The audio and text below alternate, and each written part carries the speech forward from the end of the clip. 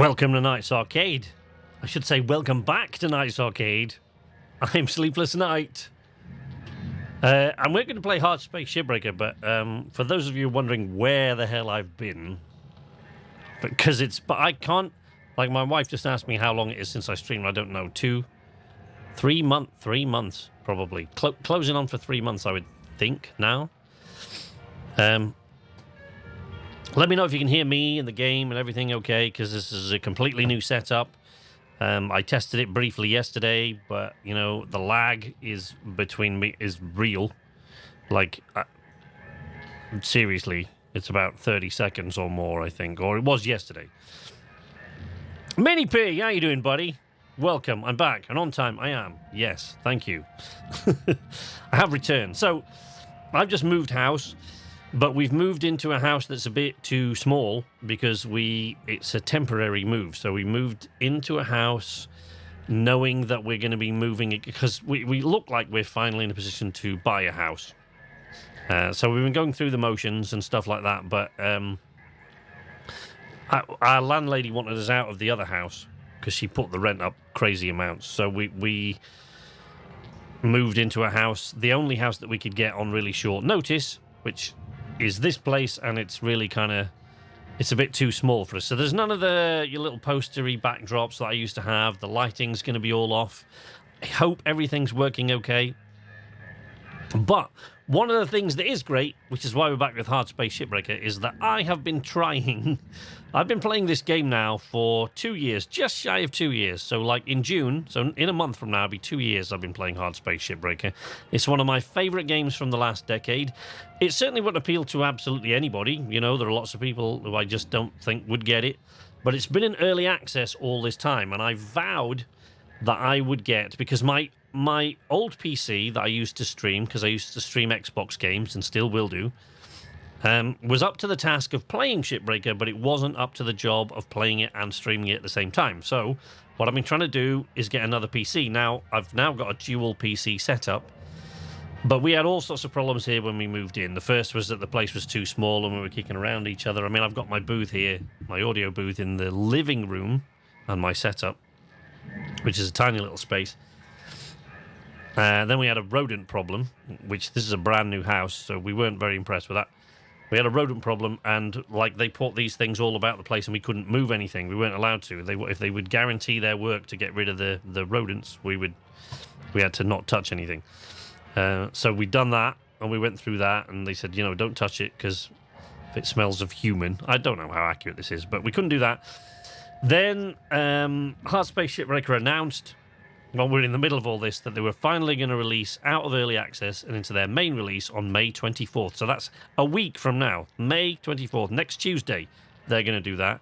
And I vowed I would have a 2-PC setup or a much more powerful PC that could stream the game and play it at the same time. Well, I went with the 2PC in the end, so I kept the old one and I got a new one, which I haven't played much on, but I played a little bit, and I tested it out briefly last night.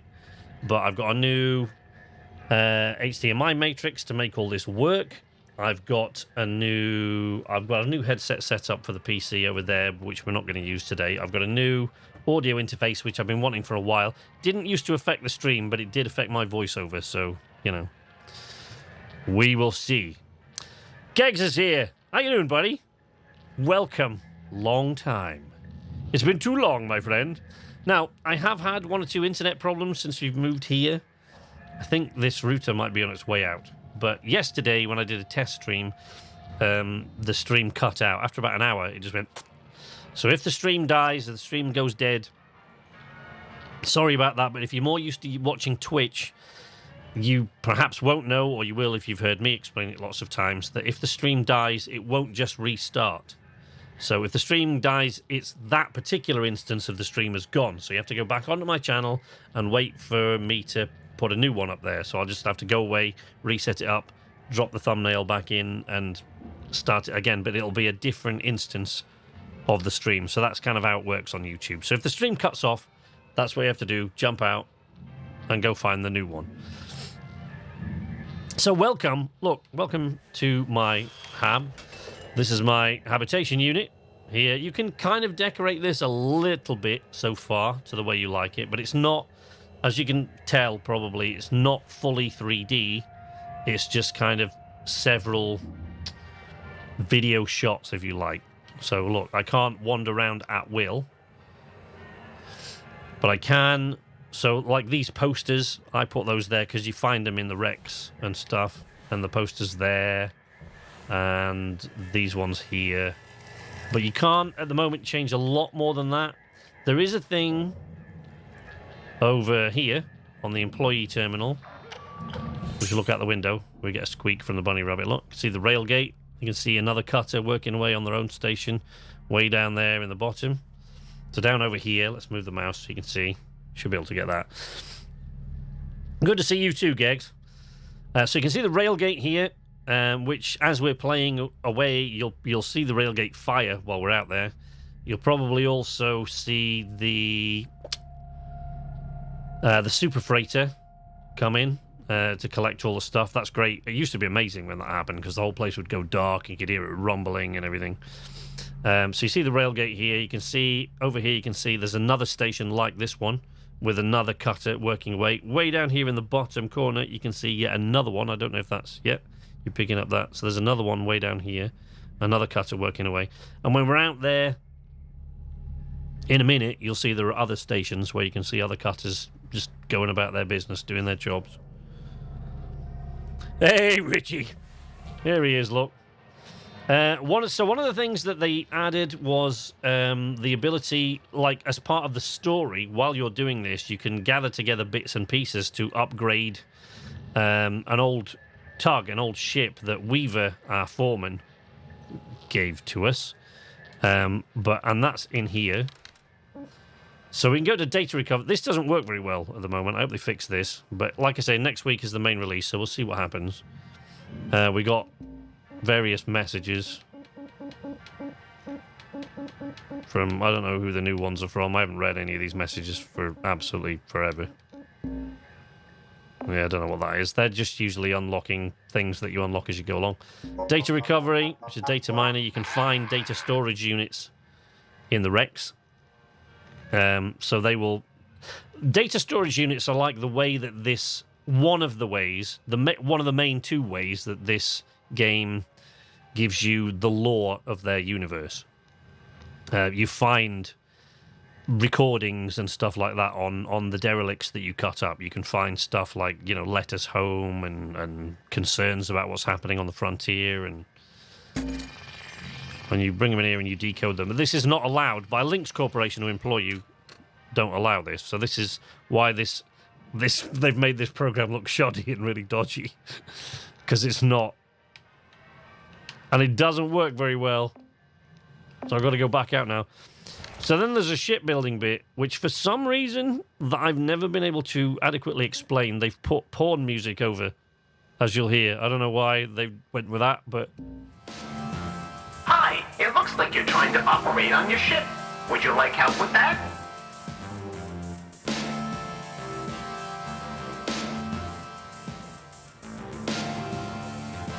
So I don't know why they've done that. That's an odd choice, but, you know, that's what we get. And that's my certification rank, which at the moment is way up at 30, and I've paid off, what, $500 million almost of my debt. You start off with $1.25 billion in debt from Lynx, and you have to sort of slowly pay it off. It takes a really long time.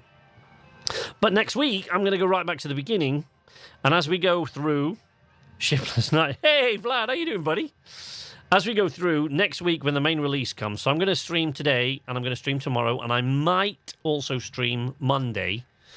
And then Tuesday is the day that that Shipbreaker goes on main release. So then we get a third chapter to the story, a third act to the story. There are two. So then we get the final act to the story, plus a bunch of other stuff that I'll talk about as we go through.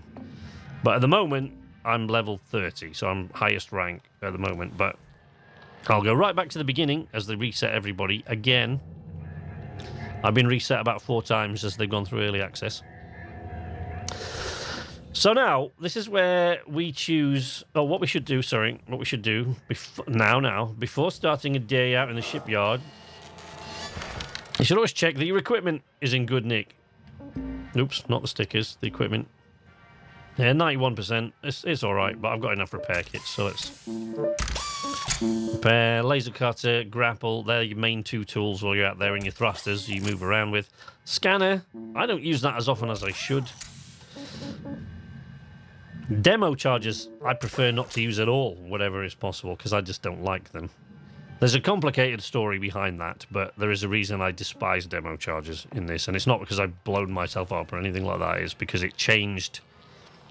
It literally changed the game in that I used to be what is known as a racer in Shipbreaker. So I used to compete in the race, which is Rapid Acquisition Competence Exercise, which is every week they have a certain ship.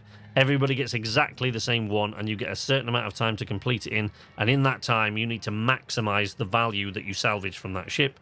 And there's like a leaderboard. And I used to do okay. I used to come quite high on the leaderboard, but then they added demo charges, and that added one more button than I could get on the controller, which meant then they added a tool wheel, and adding the tool wheel really slowed it down. So it was only a couple of seconds, but a couple of seconds is enough in the race to really take me off the top slots of the leaderboard. So because I use a controller, I even bought an entire different sort of left-hand keypad to see if I could adjust to do it on PC, but I have real problems with my joints in that hand, so you know, that's why I've not sort of gone with it. So when they added demo charges, that meant that they'd run out of buttons on the controller, and they had to add a tool wheel, which slowed me down, and it just took me out of the running for the race. So that's why I don't really like demo charges. I don't care for them very much, but there are instances where they have to be used because you can't cut through whatever it is. I came to hang out a bit and make people groan my awful puns. You mean your wonderful puns? Maple, how you doing? Welcome back. It's good to be back. Good to be back. Especially good to be back with one of my favourite games ever. So, this is the job board. Now, this has changed quite a lot over the 2 years that I've been playing Shipbreaker. The job board has changed dramatically. As has working in general in this. All sorts of things have changed, as you can imagine. But this is the job board as it is now. They did this at the last update, and I hope that they make some tweaks, because it used to be...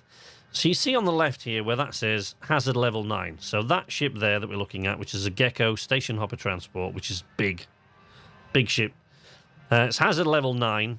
Every one of these ships, even if you get another Level 9 Gecko Station Hopper Transport from Tiber Transplanetary, even if everything else is identical, the things that are inside the ship will be different. So there'll be certain things that are in slightly different places, or they've stacked them differently, or it's carrying different cargo, or, you know, they're not all the same. Or it's got different peripherals on the outside, you know.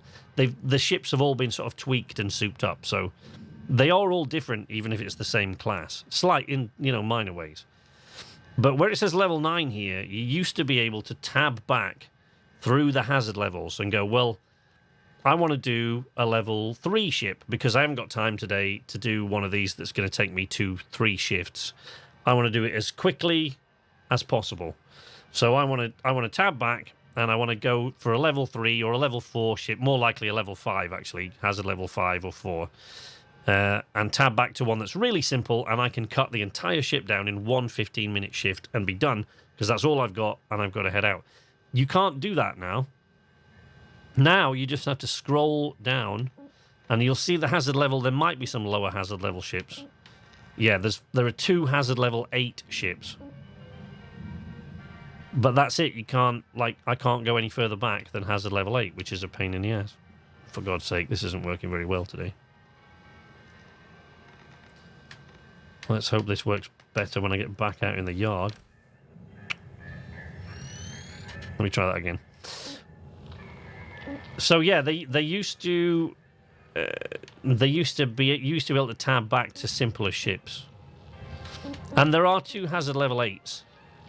One of them is a heavy cargo Gecko, which we might do that one actually, but the other one is a Javelin tanker, and that's huge. That thing is enormous. That'll fill the entire bay. and they're a pain in the ass to cut down. The heavy cargo gecko is my favourite ship to cut.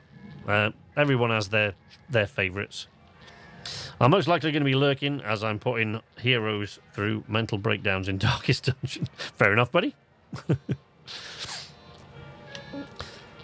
So there's a level 9. We might do either one of those, but, you know, everyone has their favourite ship. The Atlas class are a sort of ship that they added the last time. They have Atlas class engines, huge engines that you have to actually crawl inside the engine through flames to switch the fuel off. It's ridiculous, but heavy cargo javelin, that too is massive. That ship will be huge. But then they've got a light cargo gecko. Now, ordinarily, I'd say let's start with that. But as you go through the ranks in Shipbreaker, one of the things that they changed, that they are apparently, according to game director Elliot Hudson, they're going to change it back now. But one of the things that they changed was that there's an atmospheric regulator. When you go into a pressurized ship, to prevent explosive decompression when you accidentally cut through the hull or something like that, you would depressurize the ship. And there's a control panel inside each ship that you could do that. But what they did after a while was, after a certain level, once your rank got to a certain level, hazard level like 8 and above, I think, like the atmo regulators don't work. So they're all broken. Every now and again you'd come across a broken one before, but now they're all broken above a certain hazard level. And that means you have to explosively decompress the ship. And that isn't as easy. I mean, it doesn't sound easy, does it? But it's even harder than it sounds in some cases, especially with the small ships, because they have the physics is still a little bit janky on the depress. So we'll see what happens. Maybe we'll start. So let's start with a mackerel. And let's see how hard this one is to decompress. Because it depends what it's got in it as well, and where the reactor is, and whether it's full of fuel tanks. Visit the little kiosk to fill up on tethers and fuel. Tethers restored. Yesterday when I started the stream, I came off and I flung something into the barge so fast that they hadn't booted it up yet, and it just flew straight through it and out into space.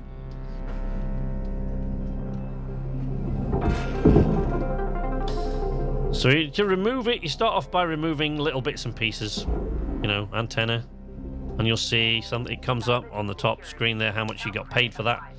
So I got 18,000 credits for removing that antenna and salvaging it, because antennas want to go in the barge. I don't think there's anything. Deposit accepted. Credits transferred. Doesn't seem to be any more sort of loose rammel on it. I'm going to take these off because quite often these ablative plates here, when you attach you'll see later on as we go along, but when you attach a tether to those, quite often you'll be in a hurry and you'll be going, right, tether that and send it to the processor. But instead of tethering the whole side of the ship and pulling it in, it just pulls off one of these ablative plates. And the thing sits there exactly where it was, which doesn't sound like a major problem, but when you're in a hurry, it can be.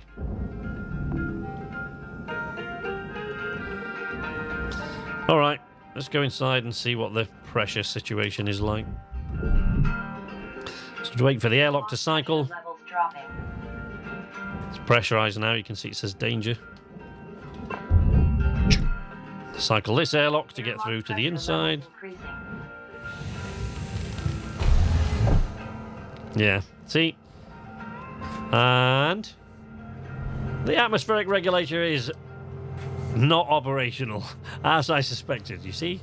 It's not working. So there is one more chance there might be one in the cockpit that's working, but it isn't. That one too is broken.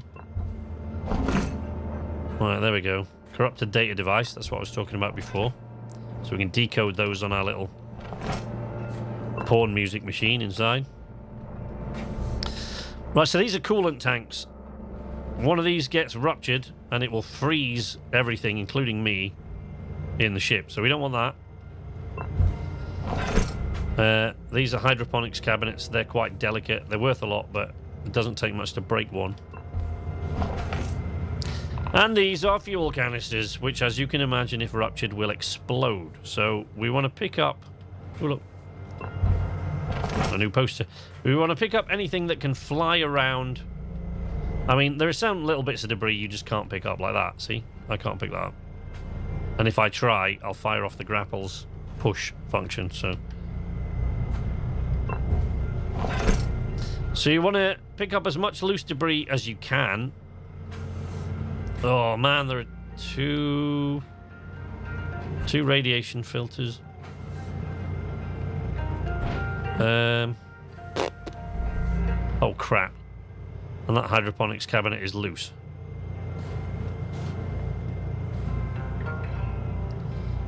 So now, let me just tell you that when we try to decompress this ship, it's going to go south.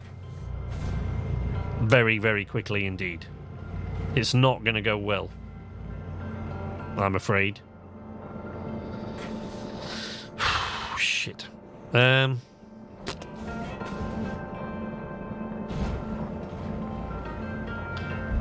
guess we might be able to keep it away.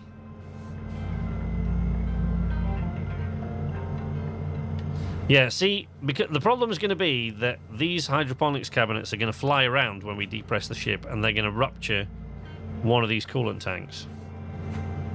I mean, we can deal with that a little, but the thing about this game is time is money.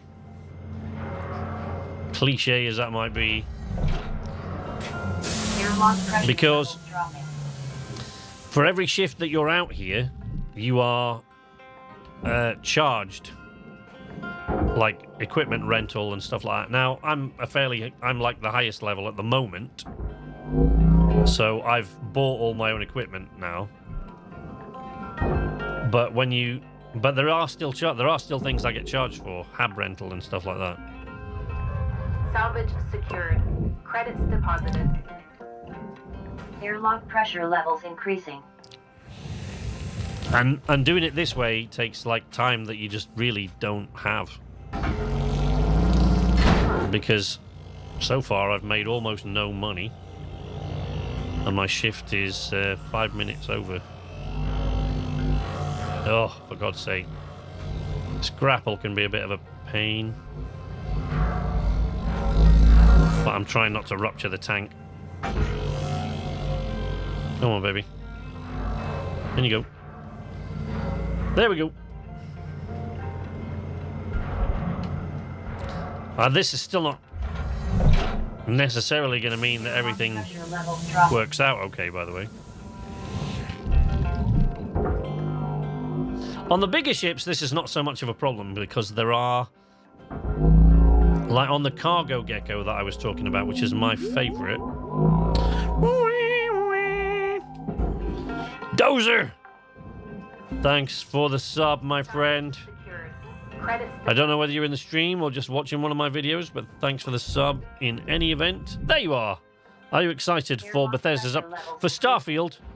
Damn straight I'm excited for Starfield. Starfield is the game I've been wanting Bethesda to make since I first played a Bethesda game back in...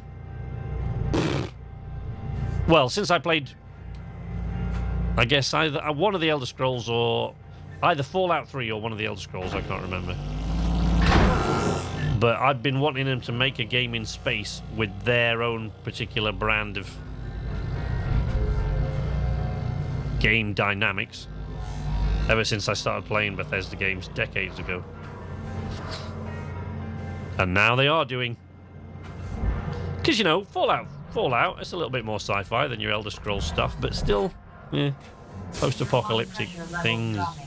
Fun, but yes, I'm definitely excited, and thank you for the sub. Yeah, on the bigger ships that I was talking about before, depressing without the atmospheric regulator is not quite such a major pain, because there are lots of different avenues that you can sort of go down to depress the ship. There are lots of different ways that you can go about it. But on the smaller ships, there really only are There are two small spaces, sometimes three, on the mackerels like this. I mean, these are all going to get destroyed.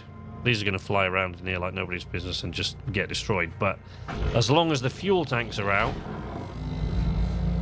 at least the ship should not explode. We'll probably have a fire because there's padding back there. It's wall padding, which is very, very flammable. So there will probably be a fire when we depress the ship. Caden! How you doing, buddy? How are you, sir? Your lung pressure levels dropping. I'm just jamming myself in here with a really highly flammable fuel tank, if you don't mind. I decided to start today with one of the smaller ships, even though I knew that at the higher levels, like when you're at the maximum certification level, these create problems because all the atmo regulators are broken in all the ships above a certain point. The big ones, not so much of a problem, but the small ones really are a bit of a pain. Airlock pressure levels increasing.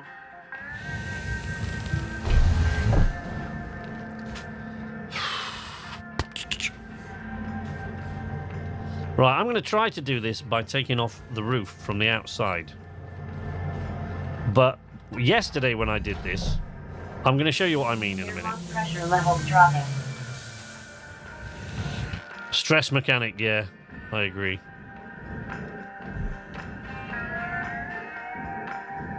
I am all right, my friend. Thank you very much.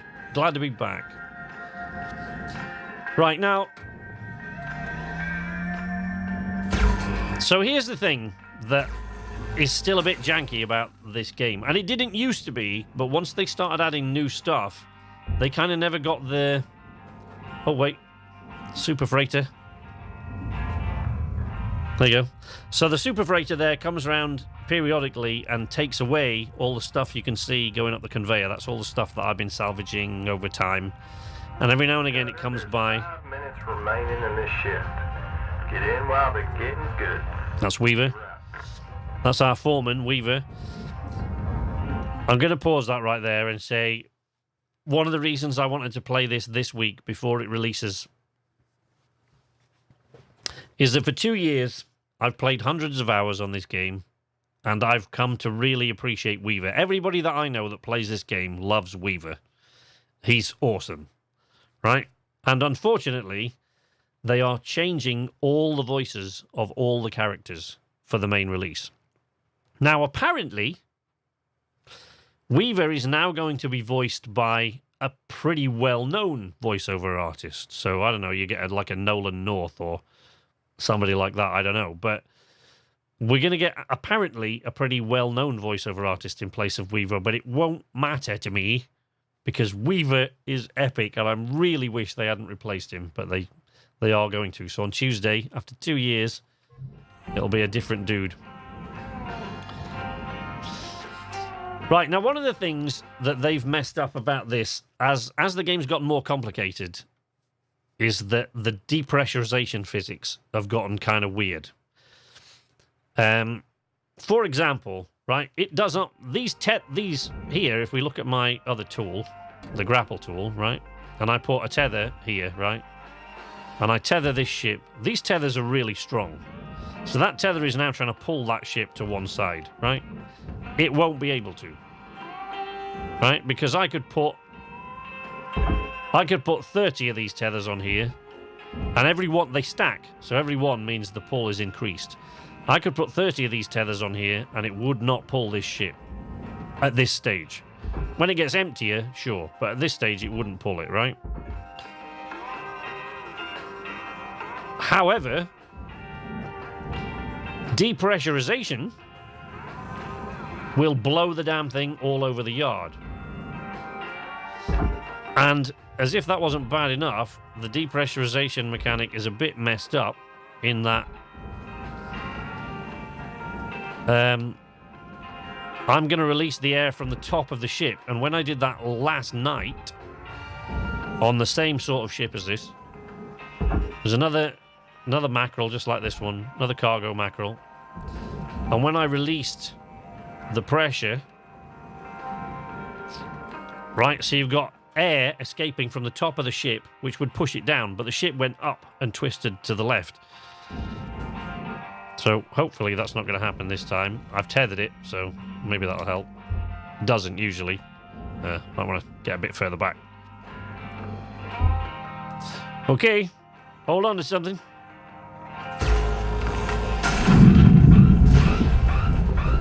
There goes half my salvage.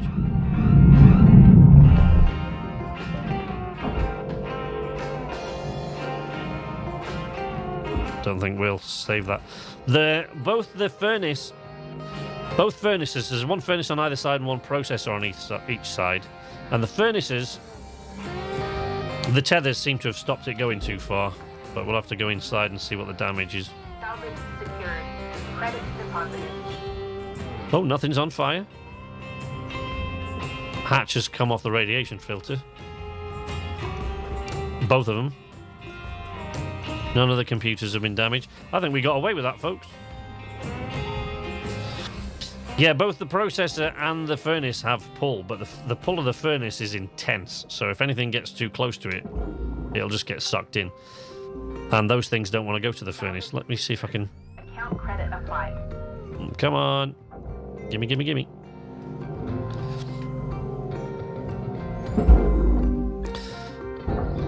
Object accepted for processing. Let's go to the barge.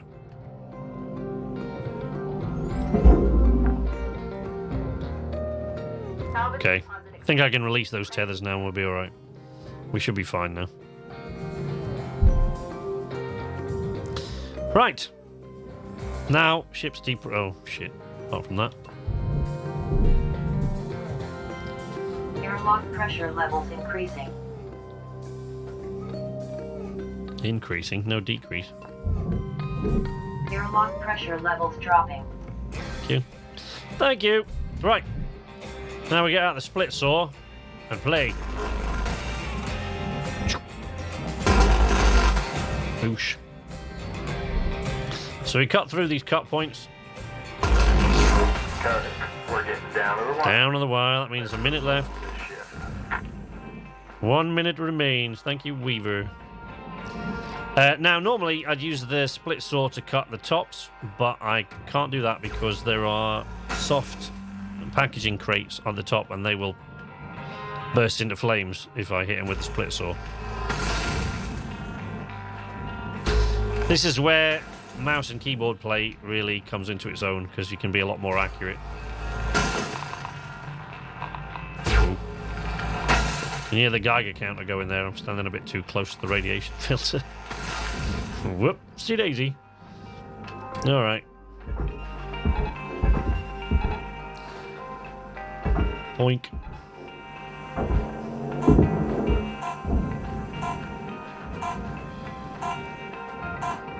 Okay. Shift's almost over. Right.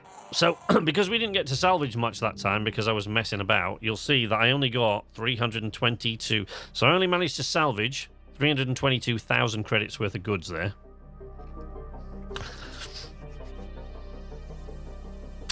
What is the premise of this game? I'm not familiar with it. The premise of the game is that you are poor and you want to stop being poor. Yes, so you disassemble derelicts for money. That's it. Vlad hit it right on the nail on the head there. So basically, you at the beginning of the game, you'll see me, actually, if you're in here next week, next Tuesday, you'll see me start this game again from the beginning because next Tuesday is the release date. So when the release date comes, we're all going to get set back. I've been reset. I've had my progress reset like, I think three times. So Tuesday will be the fourth time because I've been playing it throughout early access and you just get reset every now and again as they add a whole nother act which changes everything. So they can't let you continue. So they've had to reset progress. And is there like an upgrade? There is an upgrade system. I'll show you in just a moment. There is an upgrade system. So, but yeah, next Tuesday, I'll be starting the game again with everybody else. Because I'm now level 30, which is the highest rank that you can be. And I'll start right back at level 1. So when the game starts, you're actually on Earth. In your little apartment. You don't get to wander around or anything. You're just in your little apartment. Signing a contract. And it makes you go through and actually sign the contract and agree to certain things. Like not to be in a union and stuff like that. It makes you go through and agree to certain things in order to work for links. Salvaging derelict ships, so breaking them apart and making sure you do that as efficiently. I mean, the key is balancing how fast you do it with how much stuff you salvage. I'll explain that a bit more in a minute when we go back out, because there are certain things that I wouldn't bother salvaging because the time it would take you. I've seen people on this salvage every little tiny round light from inside the crawl spaces and all sorts. Right, and I've seen people salvage every single little light, but the time it takes you to pull that off and send it down to the barge costs you about 5 times as much as the light is worth. So yes, although you'll get stuff like this that says food pack destroyed, atmospheric regulator destroyed, structural aluminium destroyed, blah blah blah, right? On every shift you'll get some stuff that you've destroyed because you've sent it into the wrong thing, or you simply couldn't detach it for whatever reason. These ships are like puzzles and how they come apart. And there are some parts that just don't really come apart from other things. Or if they do, to get to them, you have to melt a certain piece of metal. So then that will say that you've destroyed that. Right, so whatever it is, at the end of virtually every shift, you'll have something that says you've destroyed. But what it's about is weighing how much something is worth versus the time. Because for each shift, you have to pay, especially at the beginning, you have to pay rental charges on all your equipment. And you have to pay a bunch of other stuff. You'll see it come up in a second. Right, so we're going to the Hab. It is not on console yet, I'm afraid. No, it's not. It is coming to console, but they haven't given us a firm date as to when that's going to be yet. So it will be coming to console, but just not yet. Shipbreaker. Lynx mandates a maximum of 8 hours of sleep. Any extra sleep time will be docked from the next pay cycle. That's Control. She loved me. Yet, yes. It hasn't come to console yet, but it is doing. They are going to release it on console. So, I currently, until I get reset, I am the maximum level that there is. So I only have a certain amount of daily fees because I have bought all my own equipment and I've upgraded it all to the max. To the max that is so far available. Right? So, consequently, I only get charged for the lease of the bay. I get charged interest on my current debt, which is currently 898,348,393 credits 92 cents. You start off with a debt.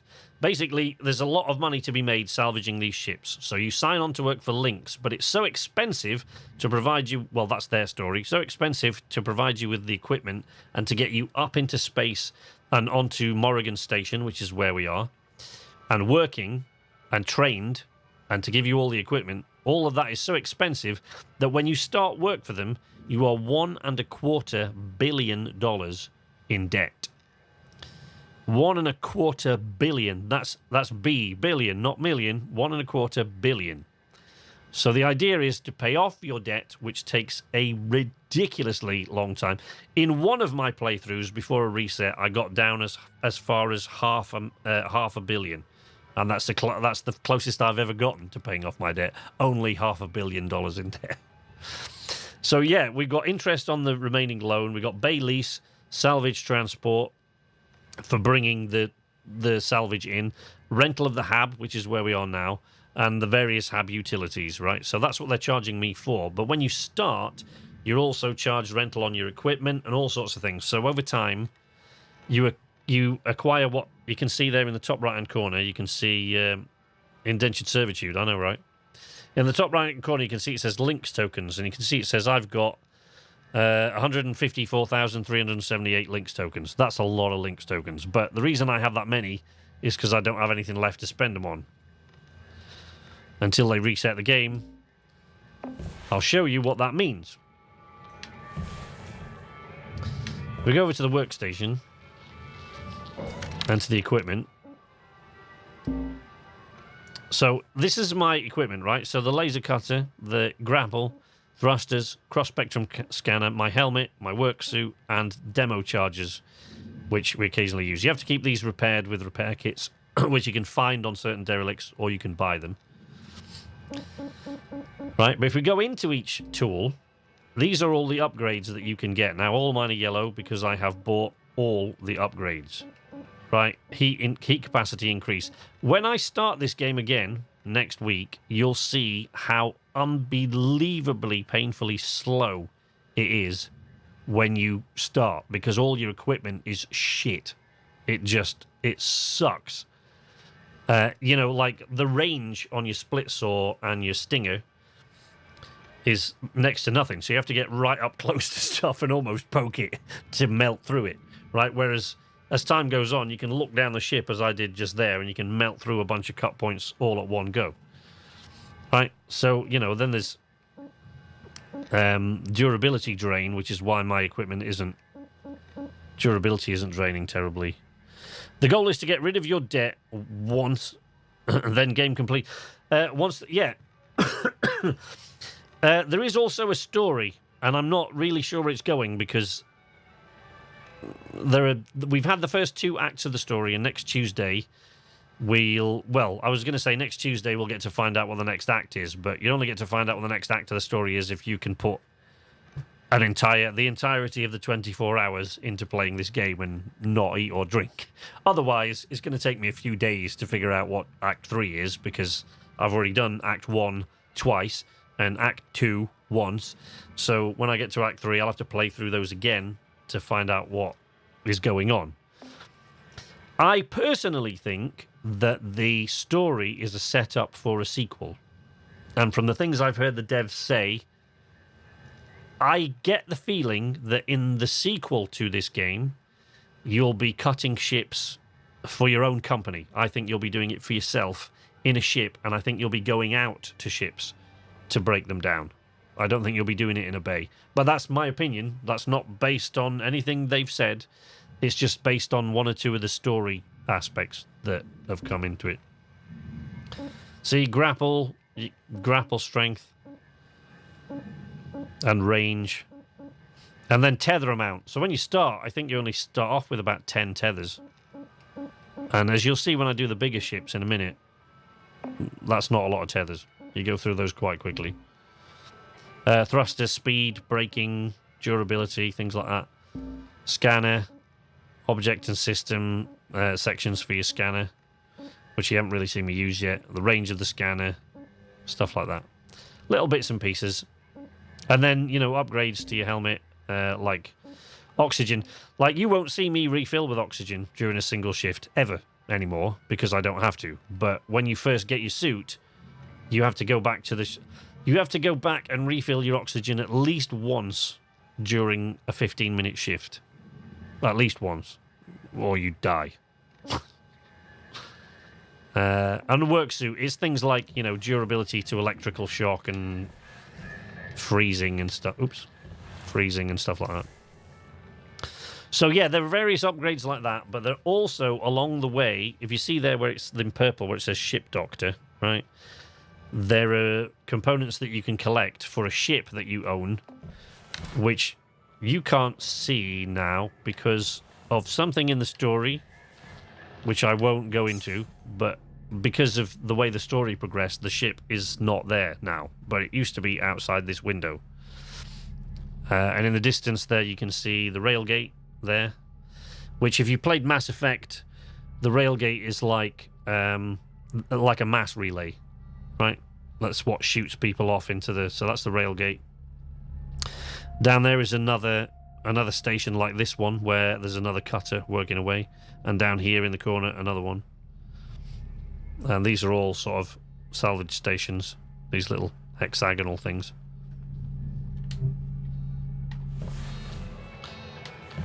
Whoosh. And I know at least one thing that they're adding is a ship save feature, because right now, if I get halfway through a ship and I want to log off for the night, that ship's gone. It won't be there when I come back. Right, so we haven't salvaged much so far, but now we've depressed the ship, so now we should be able to start going a little bit faster. Because there's no...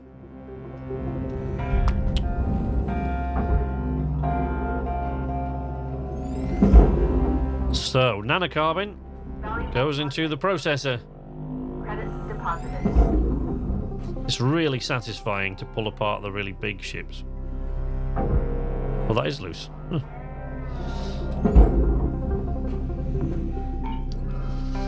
So, but the really expensive bits, the really expensive pieces of equipment are the reactor and the nacelles and the thrusters and things like that, which we'll get to in a second. Once we've cleared all this plating off, I'll go through and I'll disconnect the nacelles and the thrusters. I'm going to get this cockpit out of the way as well. I haven't bothered. Normally, everyone cuts. I've noticed playing this game, everyone cuts in a different way. Every cutter has their own way of doing it. Personally, I don't tend to scan a ship when I come up to it, but a lot of cutters do, and you should really.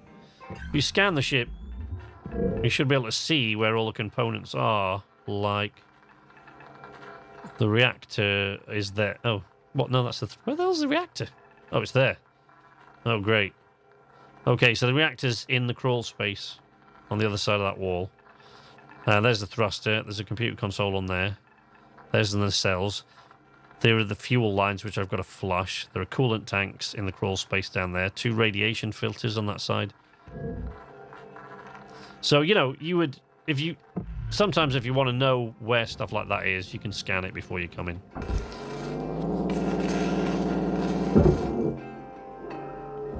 Whee!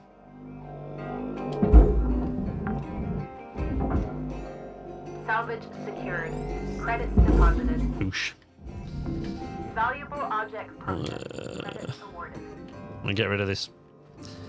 I don't hope this isn't going to explode. A bit glitched into a pack there. I had these problems. Salvage secured. There would be a lot of stuff about this, because I've been playing it for that long, there'll be a lot of stuff about this that I forget to explain. So if you have any questions, you know, don't feel free to ask. I've probably just forgotten to mention it. Credits transferred. Okay. Disconnect that. And that. And that. Right, wait. Let me go and shut the thruster off. But when we finish this ship in a minute, we'll go and do one of the really big ones. They're fun. We're crawling around in the crawl spaces in those, you can get lost in some of them.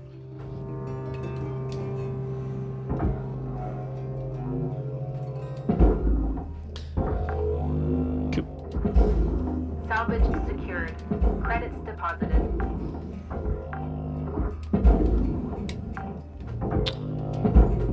Did I see it? Oh, for God's sake. Ah. Salvage secured. Account credit applied.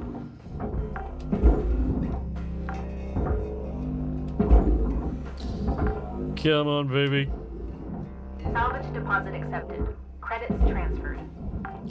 See how they've got this, like, the just detritus that you can find about, like, drinks bottles. See, no, you get nothing for this, but there's like little things as well. There's stickers you can collect. There's a sticker you can collect for salvaging so many of those, but they're not worth anything. And it takes time to salvage them. So, in the early days, you won't bother, but.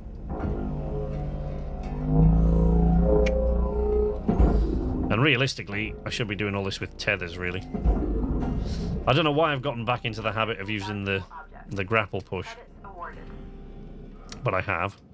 By now, we'll tether all these things together because that's a quick trick for loosening stuff.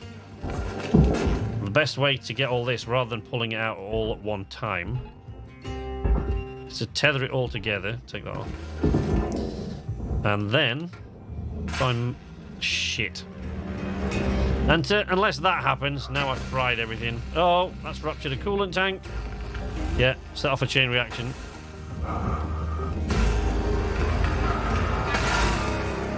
That wasn't ideal, but that doesn't always happen.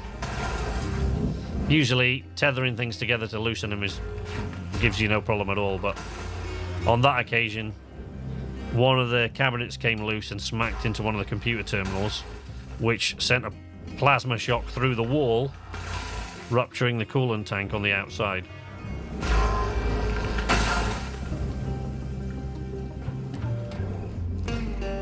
And that's just one of the safest and most easy to deal with things that can go wrong in these ships. You're going to have all sorts of problems. Right, I'm going to tether that there.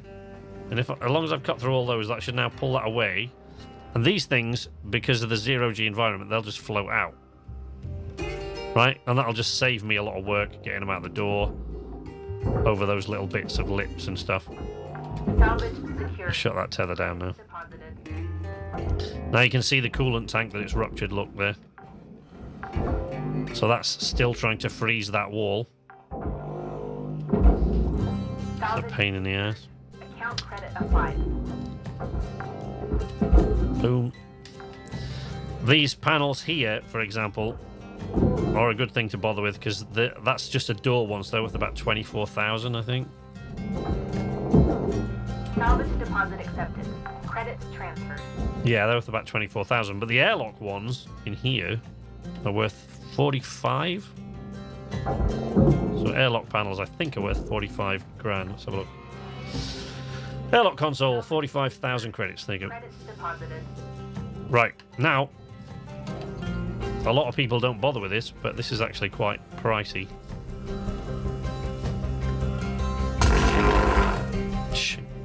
Loosen that glass, but you've got to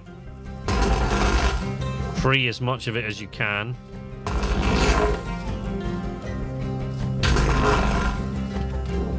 There we go.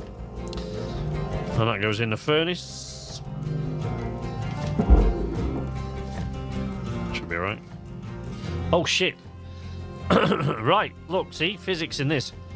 So that leaking coolant tank is actually twisting this. It's twisting the cockpit over. So until I get rid of it, it's going to keep spinning the cockpit. That's the kind of stuff I actually do really love about this game. Okay, tether into the processor. There we go. Yeah, leaking coolant tank was causing the ship to twist and drift. Well, the cockpit bit, anyway. Valuable object processed. Credits deposited.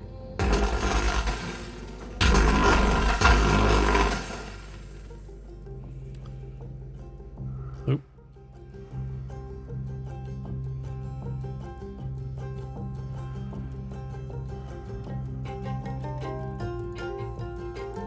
Sorry, something had gone a bit wrong there. Whee! Oh, for God's sake. It's not still attached, is it? No. Yike! Watch out. Don't clatter that coolant tank. Woo!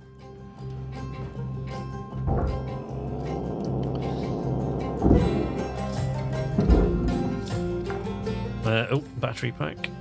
Salvage secured. Oh, hello. Credit applied. Hello. Iron coil. If I still had a ship to repair, that would be used to repair my ship. And God damn it! Salvage secured. Credits deposited. Got a bit fried there.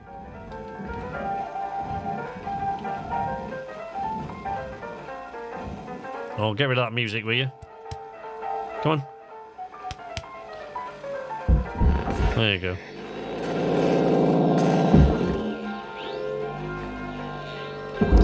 So some people I know, I've seen some people that will take off every one of these lights, right? Credits transferred. But taking off those, like, they're just not worth it. It's worth less than the time it takes you to remove it. So, pointless. Okay, now we have to go inside the crawl space, but I've got an airlock on that side and a radiation filter on this side, which means that I won't be able to get through. Alright, Cutter, you got 5 minutes left of this ship before they turn the lights And out. Weave has given me the 5-minute warning. We've out. Boosh. Hey, buddy, how you doing, HJ? Secured. Account credit applied. Tail piece. Oh, right. So I want to take the tail piece off. No, no, wait. I want to remove the thruster first. So I'm going to take that thruster out first. Whoosh.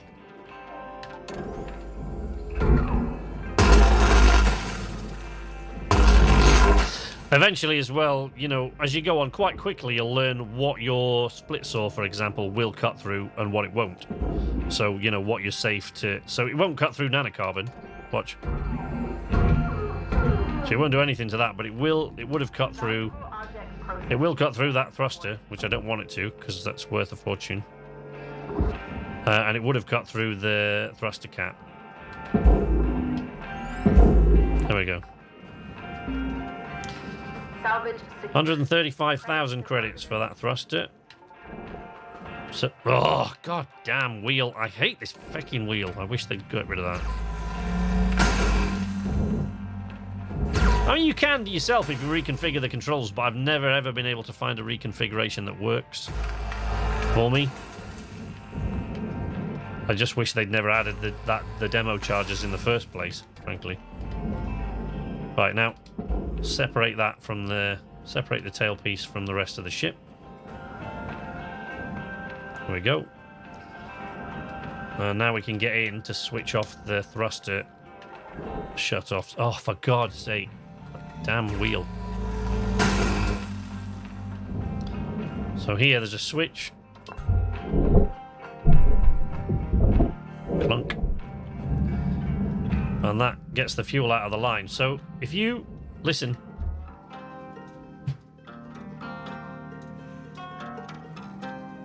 So right, no fuel running through that. I mean, it doesn't matter because they have lights to indicate it anyway, but in case you doubt, if you put your hand to the pipe, you can actually tell whether there's fuel running through it. If I go to the other side, you'll see what I mean. Still fuel running through these lines, so if I put my hand on them now, you can usually. Can you hear that? Easy to hear without the music, but you can hear it. Right? So you can actually hear when there's fuel and or coolant in the line. Coolant is a bit noisier. Coolant running through the fuel line is a bit noisier than fuel. For whatever reason. Right, so this is one of the nacelles. 2 nacelles there, actually, so... That's a nice, worthwhile object. And once that's out of the way... Oh, I'll leave the tailpiece, because... It's not worth it at the moment. Go back in there. There's the reactor. That's the really... That's the real meal ticket on these ships, is the reactor.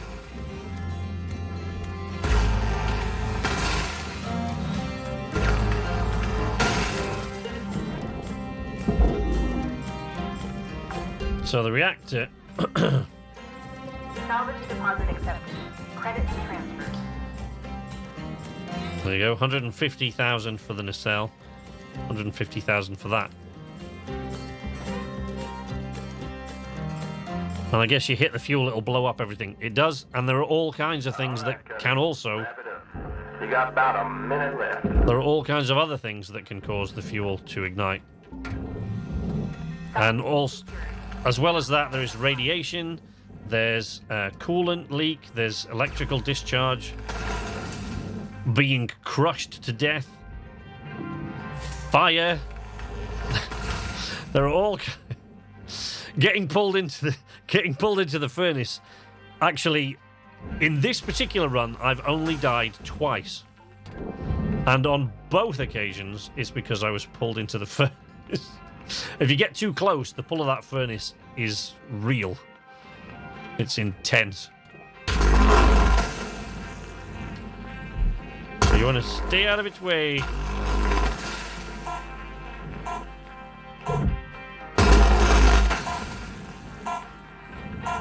There we go. Shift over. We'll come back out in a second and finish this thing off, because it's getting on my nerves now. Fire in space. Correct. It does behave kind of weirdly, but it doesn't spread very well, obviously, of course, in a vacuum, but... But when the ship is pressurized, yeah, that can go all kinds of bad. So that time, that particular shift, we made 1.775 million credits. So, you know, then as usual, you deduct whatever we've been charged for the shift. Listen to the control lady give me my morning warning. 52.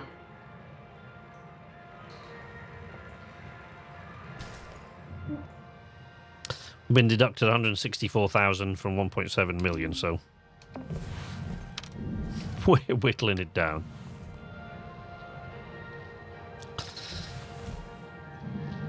What was I going to do when I came in here? I feel like I was going to do something, but I can't remember what it was. No, can't be that important. Right. Back outside. Cut down another one. Oh, I need some tethers and fuel.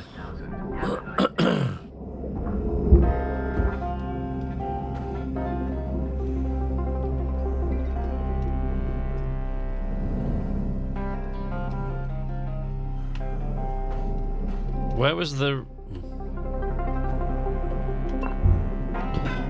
I can't remember which crawl space the reactor was in. Oh, this one. Shit. Okay.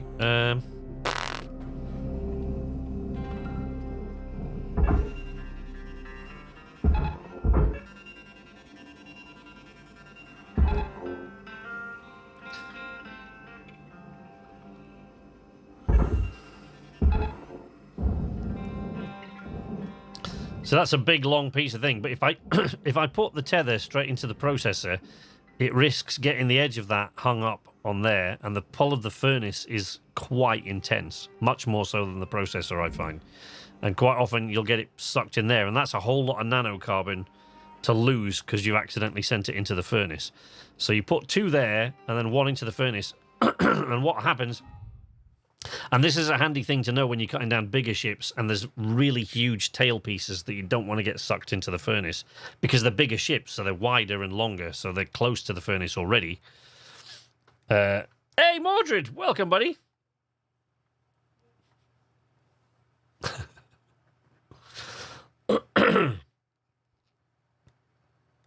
I thought you can't have fire in space because no oxygen.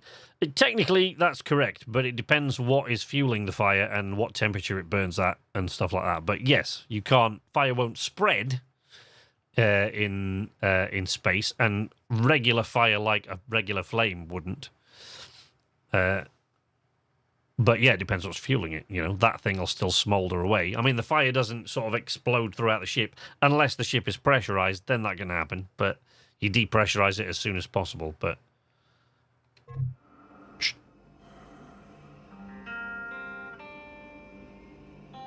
what was I saying about the tethers? Right, so the tethers, a very handy thing to know, even when you've got like the bigger tail pieces, which I'll show you when we cut down the bigger ship in a minute, is that when you set tethers, the piece that those tethers are attached to will it will go towards the sort of mean point between. So if you put tethers over there and tethers over there, your ship will the piece of the ship will drift and stay about there. Right, so if you make sure that that point is a stage where the processor pull would be able to grab it and yank, so to speak, you'll be okay. Processing valuable object.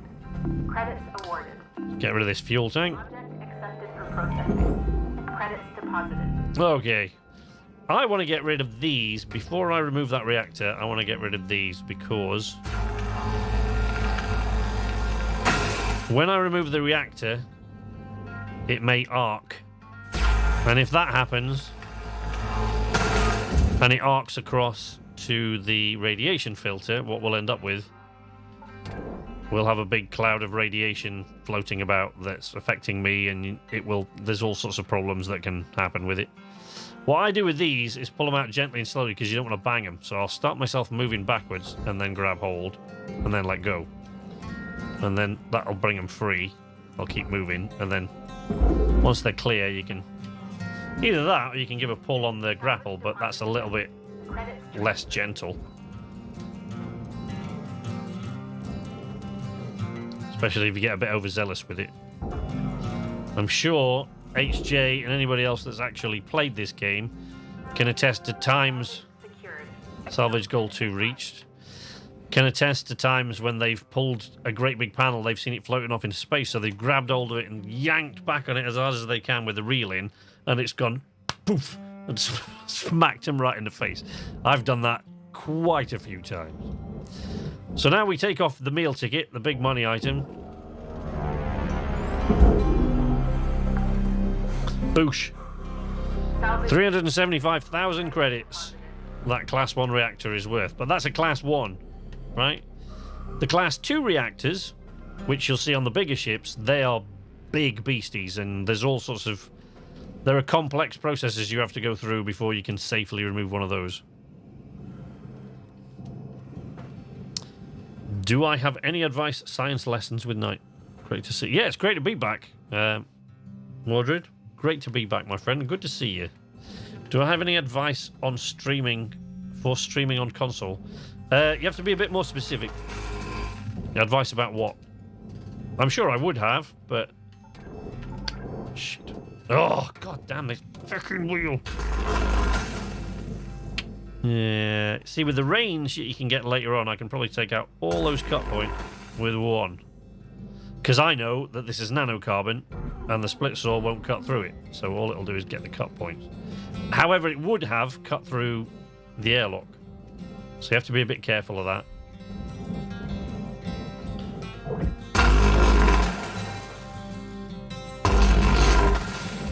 Hence, like, adjusting the sort of attitude of the split saw there, so you're not accidentally cutting through anything else, because you can't. It's easily done. Okay. Push that away. Yep, there we go. There we go.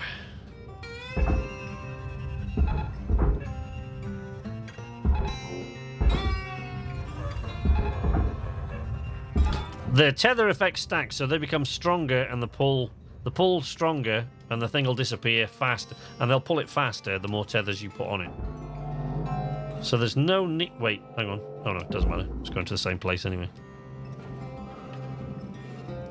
So here, you know, stuff that you learn as you go along. If there's a fuel line there, right? valuable object code. And I tried to disconnect a power cell that was still connected to everything, there's a chance that it will arc across to the fuel cell and ignite the fuel cell. And if that fuel cell is still connected to the fuel line, it will cascade down the fuel line and blow everything to pieces. And if it then damages the reactor, well, then you're well and truly doomed. Salvage secured. Credits deposited. I mean, that's not necessarily true. I've survived quite a few reactor explosions on this. You've had to, because one of the many glitches that they've had over the years, particularly on the salvage gecko, I think it's actually still a problem on the salvage gecko, is that as soon as you disconnect the main reactor, which is a big reactor, it was a level 2 reactor, as soon as you disconnect the level 2 reactor from the coolant line, from the ECU, the coolant system, the reactor just would explode. Instead of giving you a countdown and going into meltdown like it normally does, it would just blow up.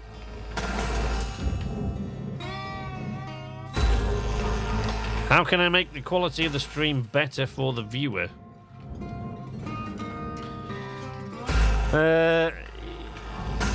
Again, that's kind of dependent. I mean, there are a lot of things that can affect the quality of the stream. You know, your internet connection, the bit rate that you actually have input, the bit rate that you've actually input into your streaming software, whatever that is, or into your, like if you're using Twitch or YouTube or whatever it is you're using, the quality of the game that you're playing on the console that you're playing it on, the quality that the capture card you're using or whatever you're using to capture it can push through to the streaming software. There's all kinds of stuff. Valuable object code. Credits deposited. How can... I want to see an explosion. Oh, God. Really? You want to see me blow a ship up? Should have known not to mention explosions to you guys.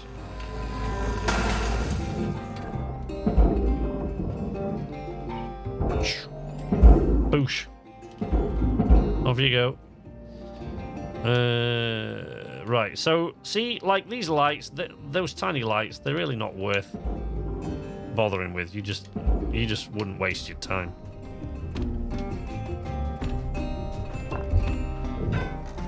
See, look, we don't get anything for the lights now. You used to. Processing valuable object. Credits awarded. You don't get anything for them now. Oh, tailpiece. Nanocarbon. Big fat chunk of nanocarbon. Right there. I do this with the tailpieces on the bigger ships. What I tend to do with those ones... This is only small, so it doesn't make a lot of difference. With the smaller ones, I'll put one of the tethers to the jack that's there, and two to the sides, so that it doesn't get sucked into the furnace. Object accepted for processing. We don't watch you for precise expert professionalism. Really? Ship teardown complete. But this is like one of the very few games that has ever been made where I actually often exhibit precise expert... Whatever it was you said. Professionalism. Something.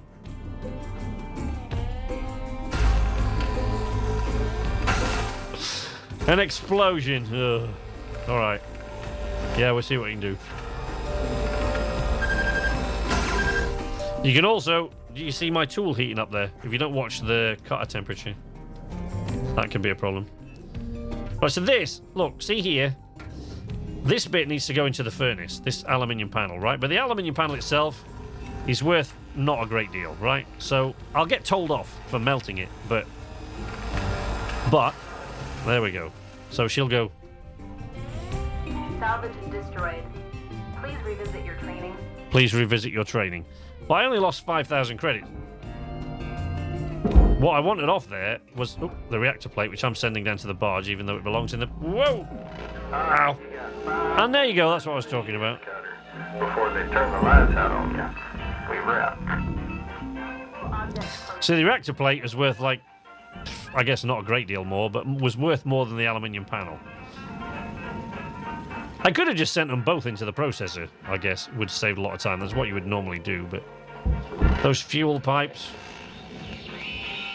See, I just can't be bothered to remove them. I'm just gonna... Everything else is going into the furnace.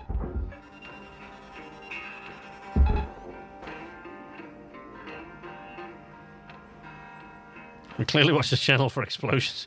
No explanation of how to do anything good.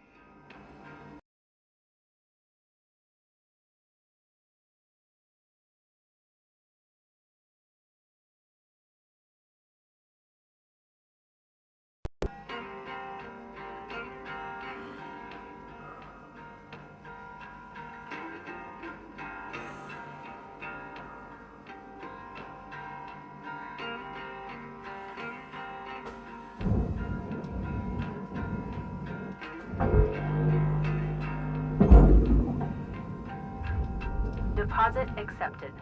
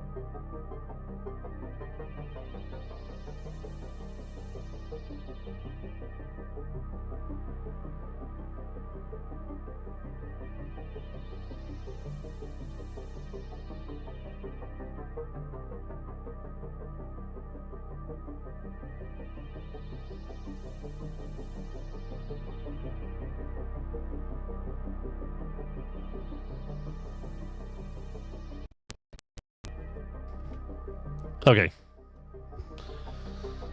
So the music's playing, but the mic is dead. Or at least in deep slumber. Okay. I don't know why that should be the case.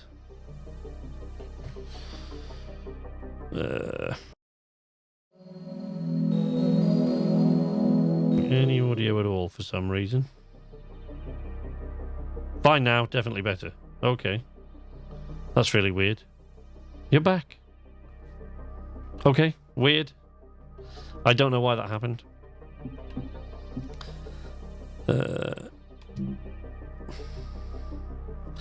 I'm not getting any audio from the thing now for some reason. Monitor and output. Monitor off. Monitor. Oh, there you go. I just needed to reset that for some reason. Don't know why that worked. It's alive! David Bean! How you doing, buddy? Welcome. Right. I don't know what caused that to cut out. That was a weird... Shipbreaker. This is your daily wake-up call. Thank you, Control.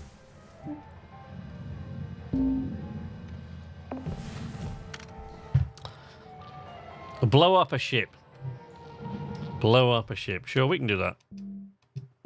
I'll show you where we can do that. Let's not do it on my career mode. Let's go and let's go do a free play session on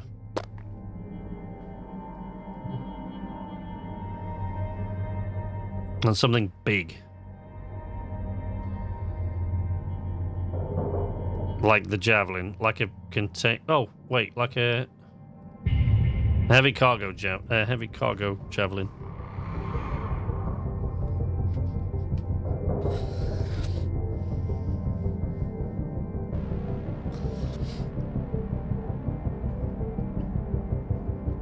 This is a free play session, so there are no consequences, none at all.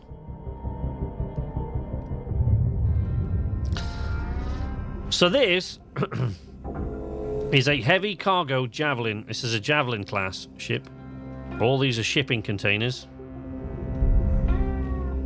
As you can see, it's considerably larger than the tiny little mackerel we were just working on there. It does seem to be depressurized. The reactor will be in here, on the other side of that wall. So this is the cooling unit, the environmental control unit.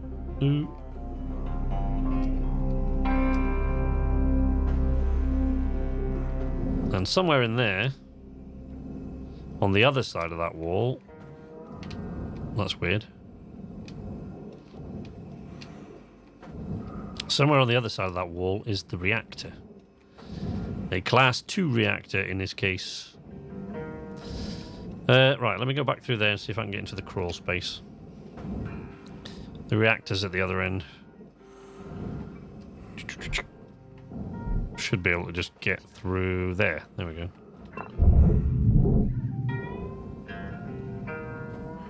There's the reactor. Class 2.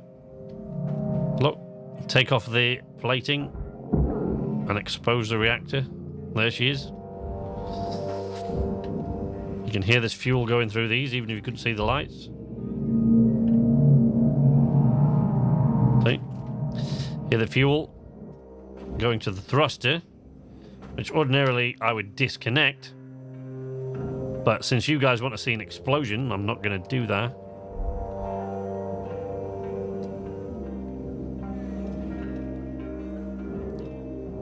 Is the current build more or less final?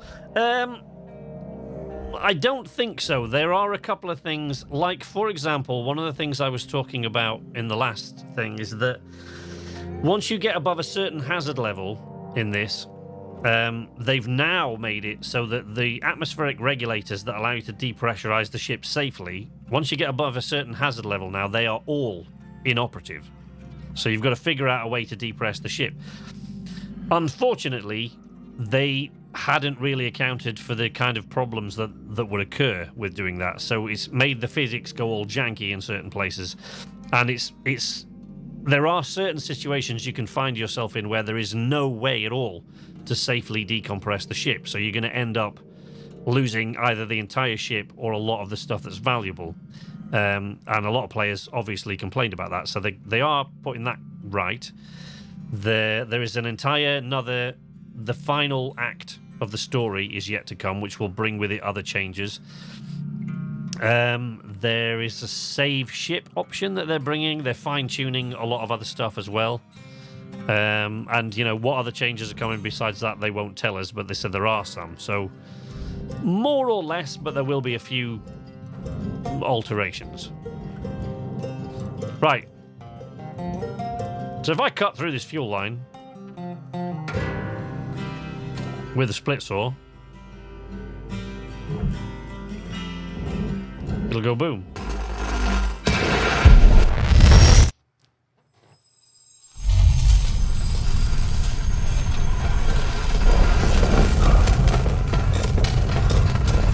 Explosive activity. Monitoring. Explosive activity. Yeah, no shit, lady.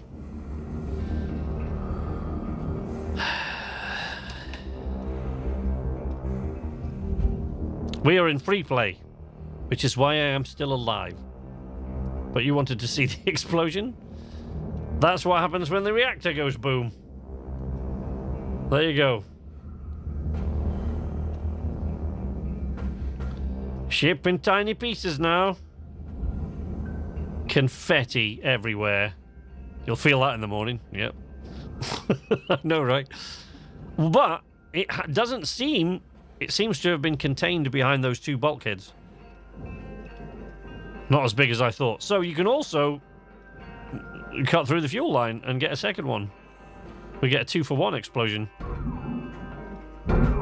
Shit. No, we can't.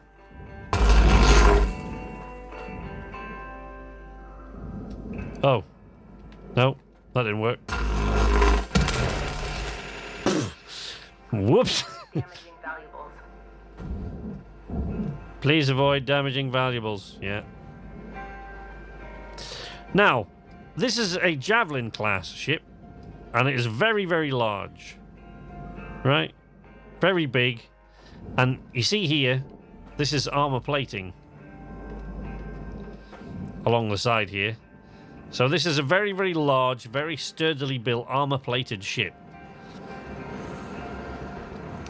If you do that, what I just did there, to a little tiny mackerel, like the one I was cutting before, there isn't really anything left of it after that. But I wanted to show you the explosion from a Class 2 reactor, because... Look at that. Well, I wonder if there's any cool... I wonder if we get a third one. Let's see if I can find any coolant in any of the crawl spaces. Oh, we can get another semi-explosion by cutting through the airlock. Salvage destroyed. Whoops, whoop, whoa, whoa, whoa. Now, you can't really tell there in the stream, but I was having to fight there not to get blown all over the place by the explosive decompression. Look, crew quarters still pretty much intact.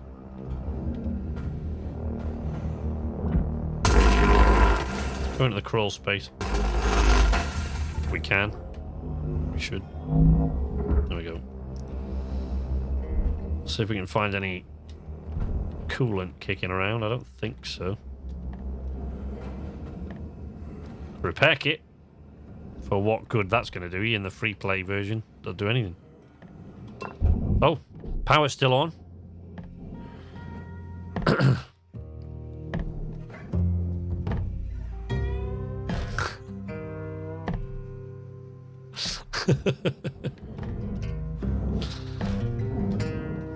They wanted to see a boom, HJ. What are you going to do? Look at that. Talking about packing these in. Airlock pressure levels shit. increasing. Oh, it's an airlock. It's all right. I was going to say I should have checked whether there's any pressure behind that door. Doesn't want to open. Airlock pressure levels dropping. There we go.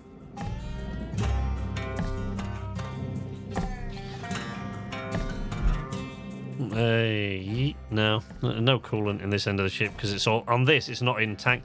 On the bigger ships, the coolant's not usually stored in tanks. You will see some when I do a cargo vessel in a minute, but most of the coolant on these bigger ships is stored in pipes. It's generated by the cooling unit, by the ECU. Airlock pressure levels increasing.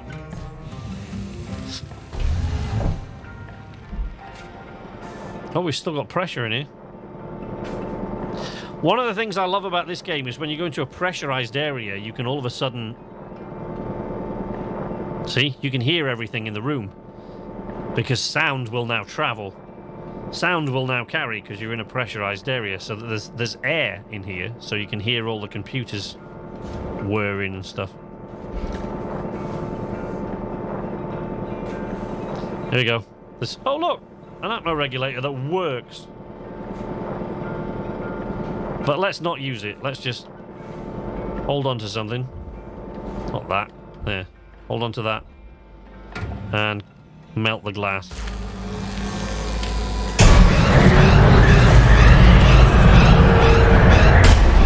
Whoopsie. Whoopsie daisy.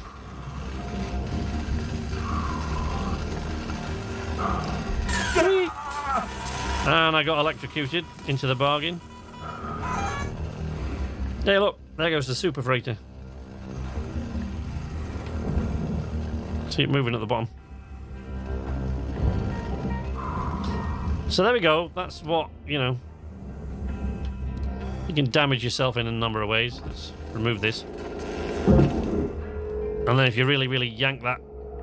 Oh, we can't from that distance. Let's see. I'll have to get it from further away, but... Hey, pilot, how you doing, buddy? They are insisting that I show them what things look like when they explode, so we've just done a bunch of trying to make things explode. Now I'm going to hurt myself. Oh, that didn't work very well. Well, that was disappointing. I could probably give a massive fat piece of nanocarbon or something. The problem is I'm doing this in free play and you don't get hurt as easily.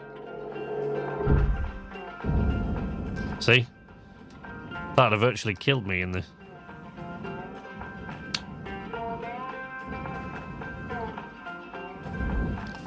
Or what can happen also is if you get a little bit close. So this is what happened because I detonated the reactor. So look, we turned the ship into confetti. But I didn't die because I'm in the free play one, so where there's the world where there's no consequences. But if you get too close to this thing,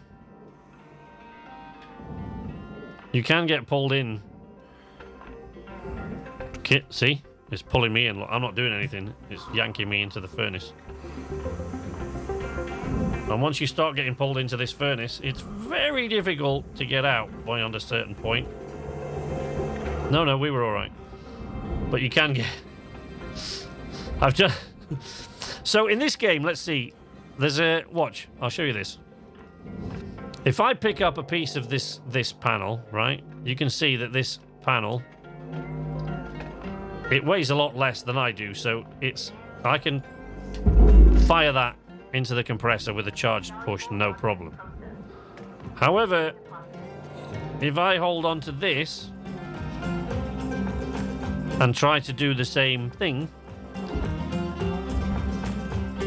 Oh no, that is actually loose, so that's not going to work. No. There we go. That's what we're looking for. Yeah, see? Can you see there's a bar at the bottom where it says barge and then it says nacelle and there's a little yellow bar, right? So I can still yeet that thing around, but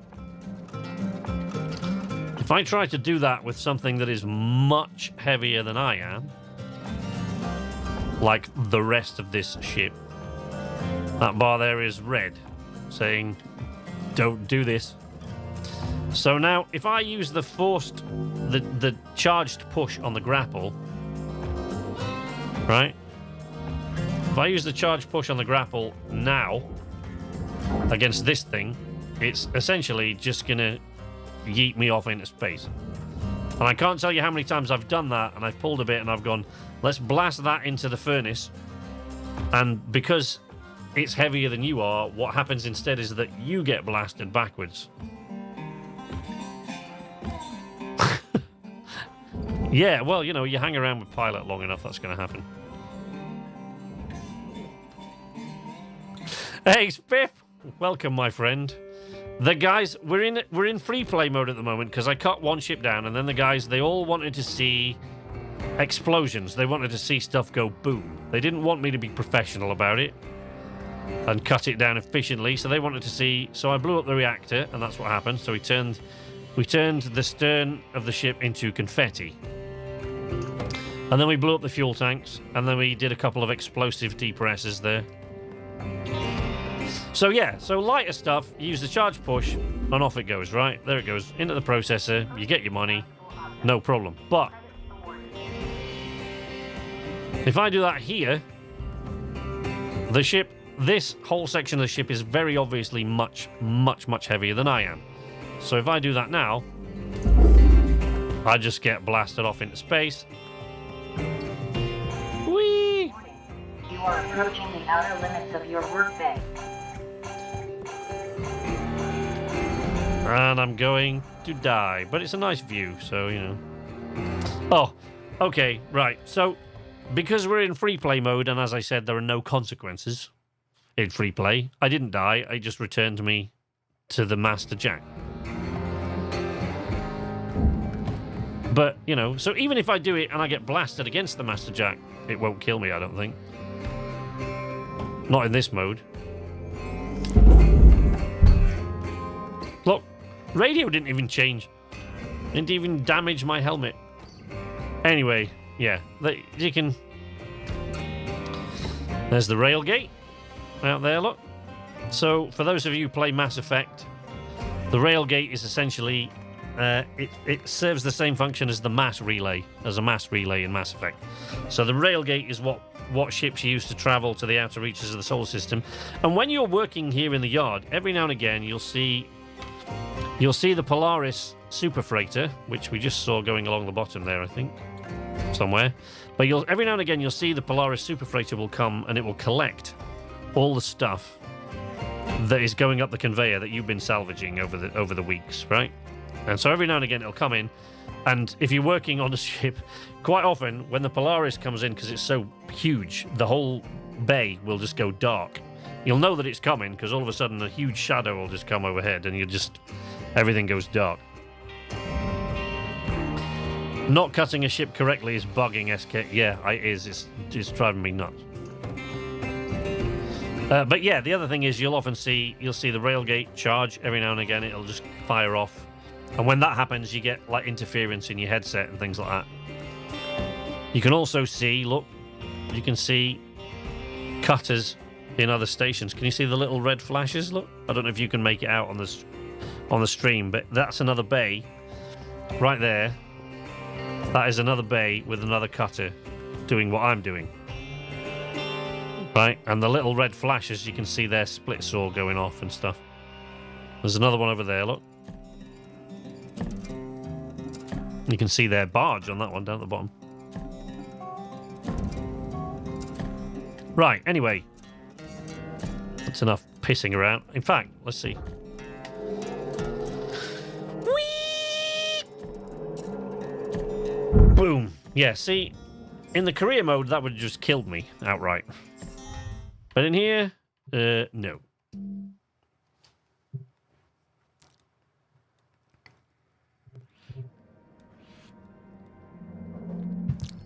You wanted a demonstration of me getting yeeted off into space?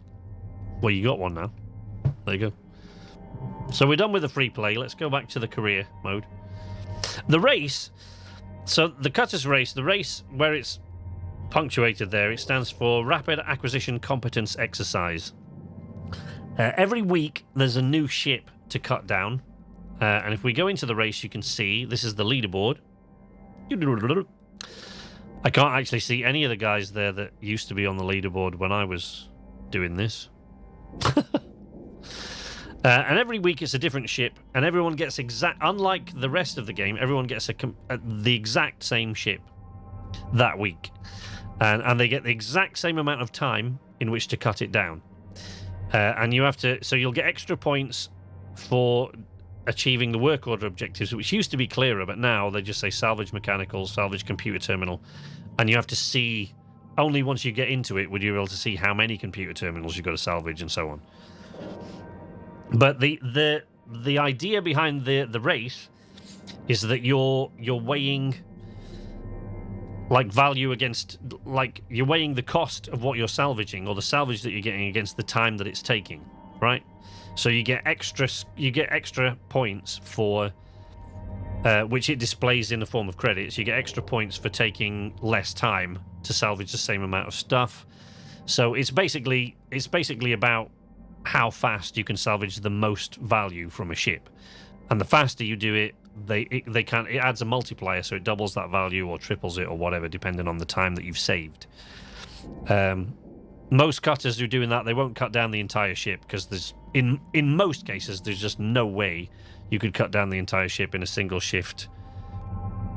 That might be possible. Maybe the scout patrol, maybe, but you'd be cutting a lot of corners and sending a lot of stuff into the processor and the furnace that you wouldn't normally. And at one time, I actually used to be quite good at this. I was a racer until I took a split saw to the knee. So yeah, I was quite good at this. I think, I did quite well. I came quite high on the leaderboard a few times, but then they added demo charges, and because I use a controller for this, I'm on the PC playing it, but because I use a controller, because I have real problems with the joints in this hand, so I can't... Operating a keyboard really gets quite painful for me after a while. I've had that since I was 18, which is why I always prefer to use a controller. But once they added the demo charge, they had run out of buttons on a controller. So they had to add a tool wheel, and because you've now got to select things by the tool wheel, it just cost me those few seconds that I needed. And I just dropped off the leaderboard completely once they added that, so I just stopped racing after a while. But it's fun. If you like the competitive aspect of it, it's fun.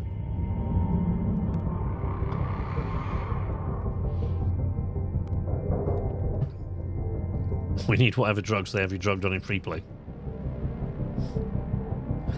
Medics. Right. So we go back into the career mode. Now we will do... So the multiplier explains how the leading scores can be higher than the total ship. Yes, exactly. You can end up salvaging a lot more than the ship is actually worth because you get a multiplier depending on how fast you do it.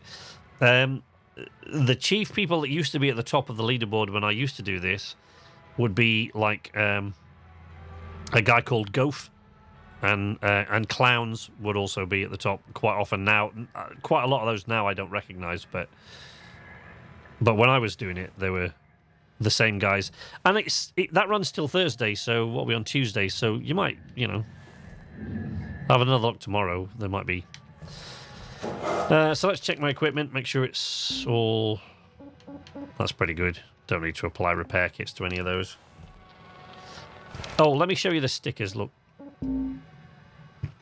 So you can cover your little thing in stickers, your cutter and your grappler, right? And these are all the different stickers that you get for various things, like salvage 30 high gain antenna, which it wants me to upgrade that, look, to another holographic one, so let's upgrade that. You get a holographic one, you get a holographic version of the sticker, so it's just like bragging rights, really. You get a holographic version of the sticker for every time you've gotten that sticker 3 times. So, what we've got there. Salvage 10 power generators. Time is money. Debt-free. Unbelievable. Are you ever going to get a holographic one of those?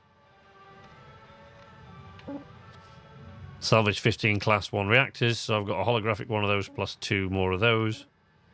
Nanocarbon, and then there's some that are a bit fun.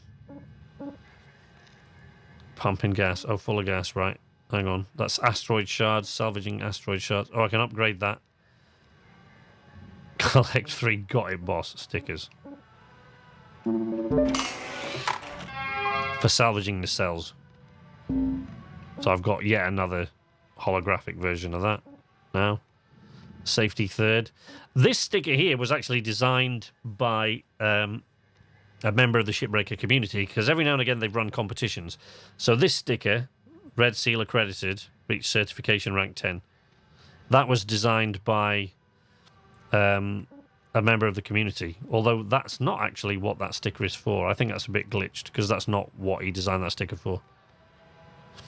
But yeah, they've run competitions like that. Like, we won the lyrics competition. I don't know if any... I know there's some of you that have seen the song that Amki and I made, but Amki wrote the lyrics, so Amki... I say we run the lyrics competition. We didn't. Amki won the lyrics competition. My wife, she wrote the lyrics. I just sang the song. But, yeah. Yeah, so, you know, it's a little like just like bragging rights, really, the stickers. It's nothing particularly important. I put them on every now and again, but I don't know. So, let's see what else they got. We got an Atlas patrol craft. We've got another Mako. It's bear mackerel. Oh, you son of a bitch. Goddamn Axo Lab. I hate those. Let's do... Oh, man, I really wanted... I wanted a heavy cargo gecko, because I love those. Those are like my speciality, if you like. I like those. I really love those. Let's do this Scout class patrol ship.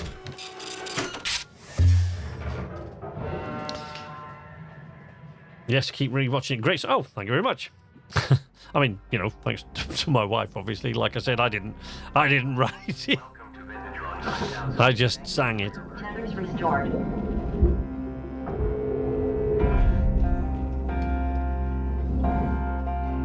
Sensor array. So same thing again. To start with, we'll just go around and see what bits of rammel we can kind of pull off. Some of it isn't worth the time, like the searchlight maybe, but those little tiny lights on the front, it's barely worth it. Look, 3,500 credits that's worth. Can't remember what that one's worth. 1,000, it's not even worth, it's not worth the time. Credits deposited. Especially, but you can see, it's the bones of an old racer. Because I used to compete in the race. Now I look at everything like that. It's like, no, that's not worth my time. Ignore it. Move on. But I'm going quite slowly here, so I could do that. But let's have a look around. So these are the new class of ship that they introduced with the last update, right? And these are Atlas class. And the Atlas class have these huge Atlas engines, and they're so big that to deactivate the engine and flush out the fuel, you have to climb inside the engine. But to do that, you have to get past the thruster section itself. And that means disconnecting the fuel line, which causes the rest of the fuel lines to go into like a cascade failure. And you have to basically fly through the flames to switch it off at the other end. Good night, Gex. Thanks for joining us, buddy. Always good to see you, my friend. Take care. And thank you for dropping by. Right, here we go. Loose rammel. I like the Atlas class interiors. They're interesting. But once again, Atmo regulator is busted. And for some reason there isn't one in the... That's weird. Why is there no atmospheric regulator in the cockpit? Oh, there is. It's there. And it's busted. Alright, so these ships have got 2 decks. So let's go below and see when I can find the control for the lower deck. There we go. Whoosh.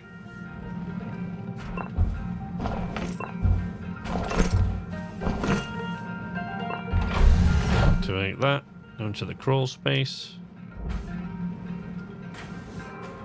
So, once again, because the atmospheric regulator is busted on these, there's the reactor. Well, I'm definitely going to do a big ship after this one. Oh, actually, that might have to wait till tomorrow now. Because we've really got to see, you've got to see, like, the proper... What I want to do when I stream tomorrow is show you the taking down of a big Class 2 reactor, because this is only a Class 1. It's a tiny little thing. And I'll show you how to properly strip down a Class 2 reactor. Because there's ways to strip down a Class 2 reactor, and then there's ways to strip down a Class 2 reactor, if you know what I mean. That's that door. Let's close that. Close that back up again, because I don't want anything to damage the reactor when I decompress the ship. So we've got to find see if we can locate the safest place to decompress, which is probably going to be the cockpit.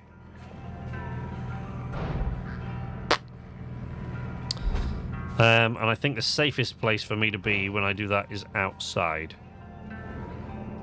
So let's go outside. Airlock pressure levels dropping. So apparently, according to the game director, Elliot Hudson, the safest place, my brain went in two different places at once there. According to Elliot Hudson, they are changing this thing about how all the atmospheric regulators at the higher ranks are disabled. They're altering it because it's infuriated a lot of people. What he said was he's not necessarily going to make them all work, but where they don't work, there will be a way to safely decompress the ship. There will always be a way to do it. So it's just adding to the puzzle element, whereas all they did here was just make it almost impossible. In some cases, impossible. I'm going to take out that windscreen there and see what happens. Oh, actually, the front of that will probably explode. You want to, when you're decompressing a ship by explosive decompression, by the way, you want to be a little bit careful that you don't channel the decompression through too narrow a space. Now, I, believe it or not, used to make balloons for a living. And if you've had children and you've taken down balloons, you'll know that one of the safest ways to deflate a balloon is to stretch the neck, right? Pinch it close together and then make a large cut, because it lets a lot of the air escape once you release the neck of the balloon, right? Whereas if you put a pin in it, boom. Well, same principle. If the space that you're trying to get the air to exit through is too narrow, what you'll end up doing is destroying the front end of the ship, which we may still do. I'm going to try to grab this as it goes past, but I might not succeed. Shit, there it goes. Ah! Woo! Woo! Okay, we got the computer console. Right, now we've got to go in and see what the damage is. Credits transferred. Oh shit, quite a lot of damage actually. Yeah, that probably wasn't my best idea all week. Never mind. There we go. Valuable object processed. Credits awarded. So yeah, according to Elliot Hudson, what they've done... Oh shit. Oh, that's a hell of a mess. Yikes. What they've done, because, like I said, there's just not always a safe way to depressurize it. So what they've done is, even though a lot of the atmo regulators will still be disabled, they're going to be adding ways to make sure that there is always a safe way to decompress the ship. You've just got to figure out what it is. Whereas at the moment, weird that coolant tank came loose, but didn't actually do any damage to it.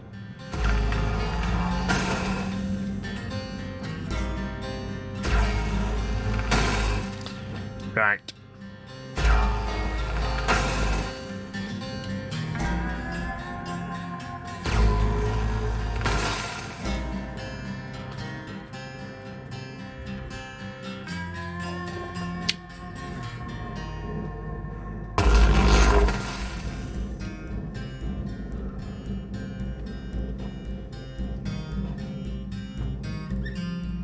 I think this No, there isn't. There's still air in that? Ugh. No. We're good. We're good. Thought there was still air in the airlock, but there is not.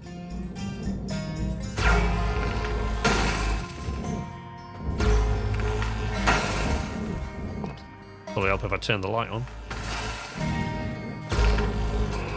I never do that. I never use the helmet light.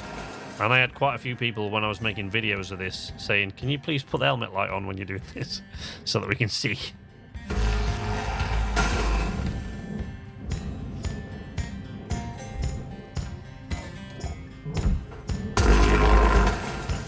So there's when it comes to the difference between the split saw, which is this, the split saw, and the stinger, which is that bit, one is obviously more precise than the other, but the split saw is much faster. So it's just a question of weighing. There's no air in there, is there?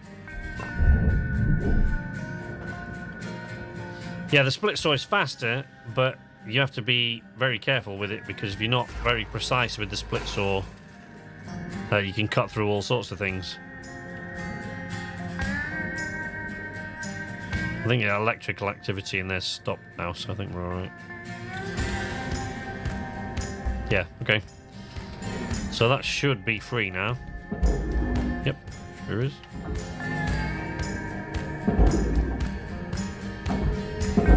Raw material process. Credit. There it goes. One of the things that they changed was that you used to be able to upgrade the split. So as you can upgrade all your tools as you go along, you used to be able to upgrade the split saw, and the last level of upgrade would basically cut through nanocarbon, so it'd cut through anything, right? So it would cut through this stuff, right, which it now doesn't, right? But previously, when the game first came out, and actually until quite recently, the final level of upgrade would cut through anything. Virtually anything.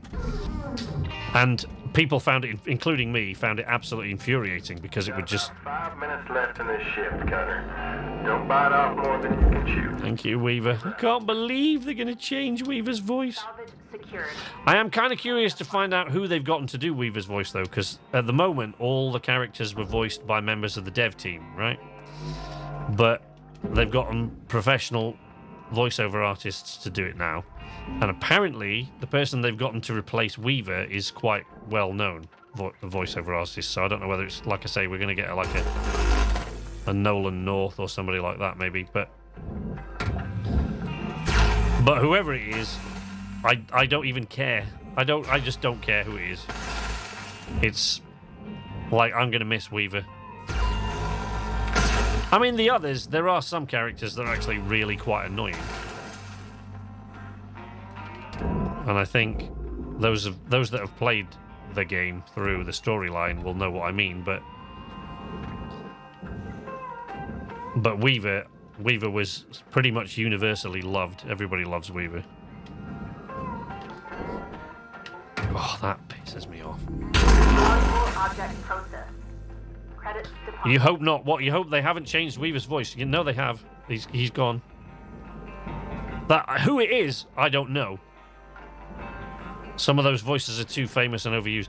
Yeah, I mean, I really wish that they hadn't replaced Weaver, to be honest. I really, really am going to miss Weaver, but they have. It's just a fact, I'm afraid. Who they've replaced him with, I don't yet know, but replaced he has been. In that, I assume it'll still be Weaver, but it'll be a different voice.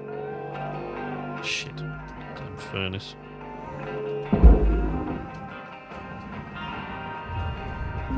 Oh, I want to get that rad filter out.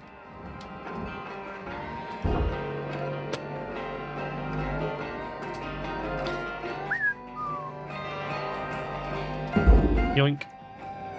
Shit. No, it'll be fine. It'll be fine. Right. Radiation filter. Out you come.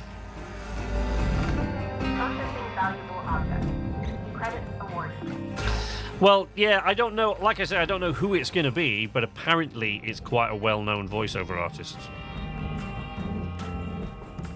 And this is a Canadian company, so I'm assuming that they're going to go with one of the more famous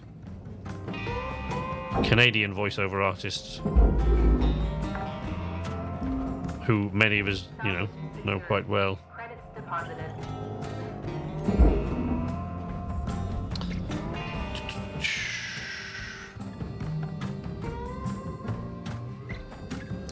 God, I made a right mess in here. That was not the way I should have depressurized the ship. Never mind. It's done now.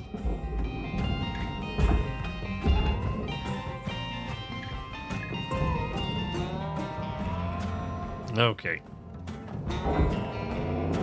Coolant tank. Oops. Valuable object processed. It's close. Credits awarded. Keep missing these. I still haven't got used to the strip down process on these Atlas ships yet. Especially like these small scout craft. I think I've only done one or two of these before. Like the bigger, like the mackerels and the geckos, I can cut those in my sleep, but Salvage secured. Account credit applied. but these ones I'm still not. Down, Cutter. Dig deep and let's finish strong. These ones I'm still not 100% on yet.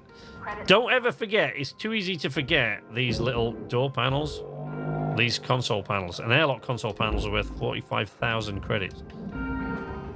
You don't really need this one because the airlock tunnel there goes into the barge anyway, so you don't need to take that off. They're both going into the same place, but all right, let's it's time for the money shot. There we go. Reactor is out. secured. Account credit applied.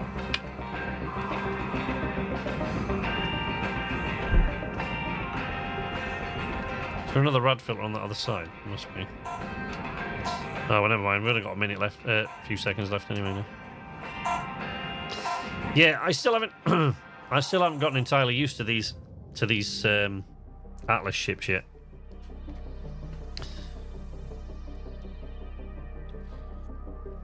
There aren't going to be any new ships when they release the game on Tuesday, so there'll be no new classes of ships, but the dev team have said that there will be in the future. They're probably going to... they haven't said for certain. What they said was they're probably going to bring in more ships post-launch, but they're just concentrating on getting the launch done now, and one of the next things after that is going to be the console launch.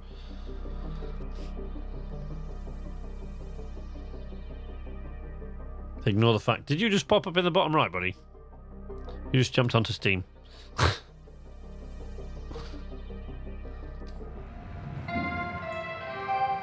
Good morning, Cutter 9346-52. All the team at Lynx would like to wish you a happy and productive day. You don't see...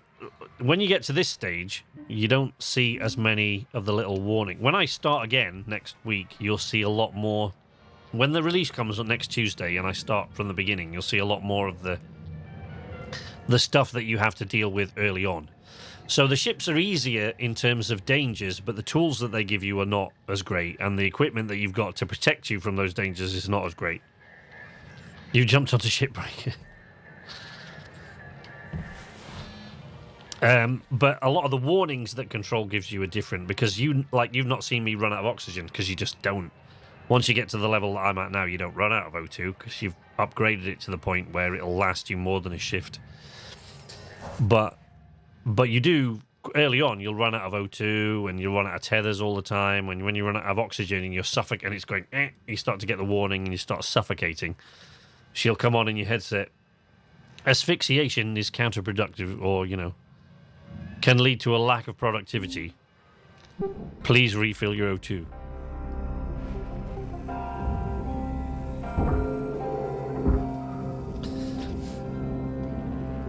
I hate that we've made such a mess of this. Oh, that's free now anyway.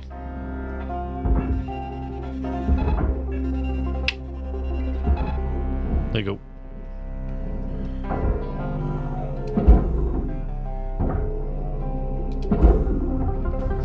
tidying up now.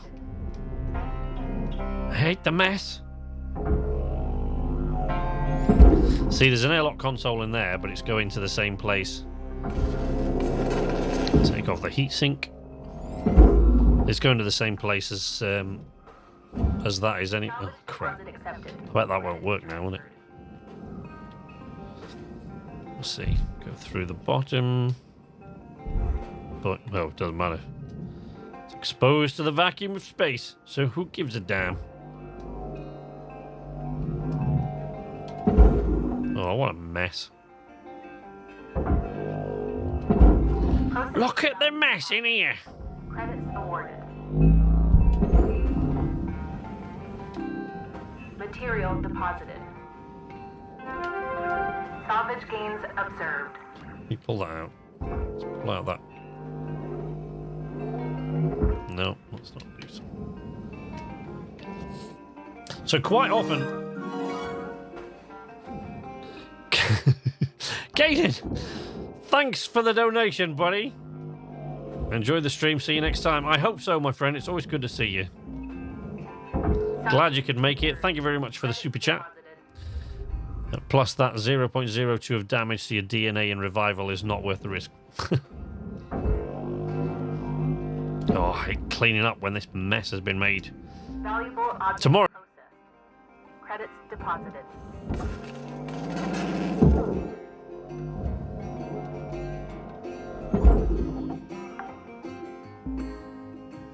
Salvage secured. Account credit applied.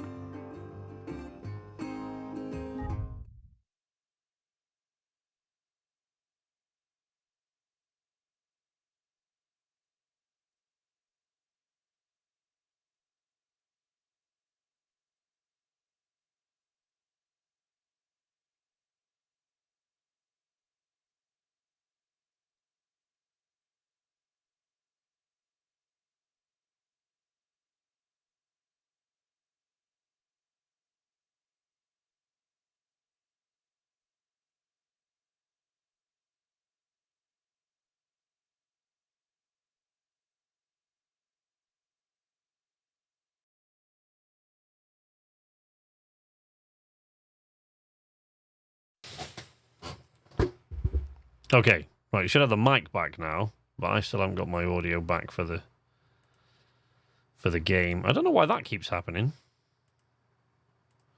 That is really irritating.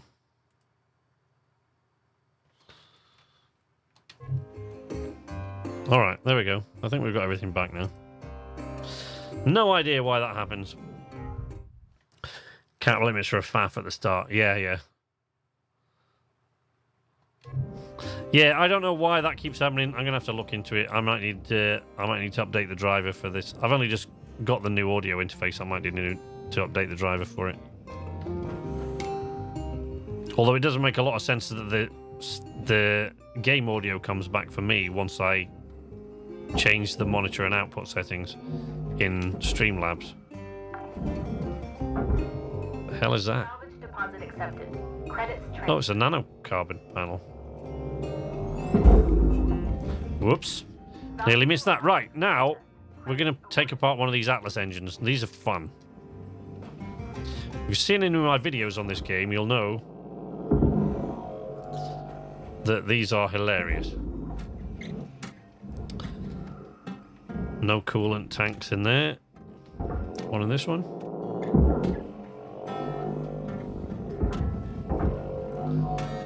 Yoink. Right. Oh, there's one in there. Little mini coolant tank. Valuable object processed. Credits deposited.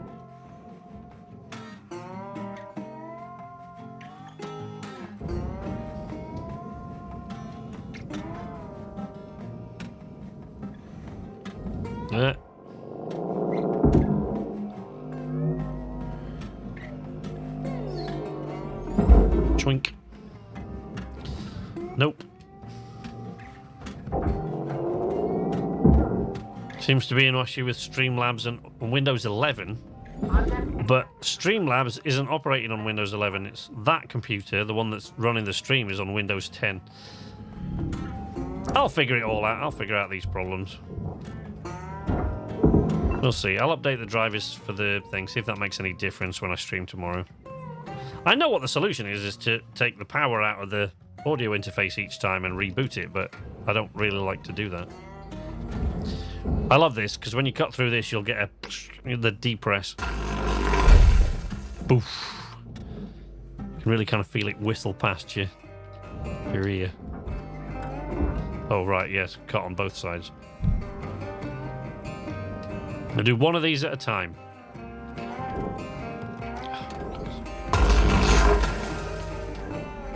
Okay, there it goes. So that's setting the ship into a bit of a spin, which is a bit of a pain in the air.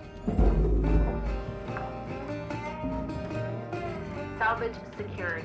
Credits deposited. Wait, since that's spinning anyway, let's go and release this other one.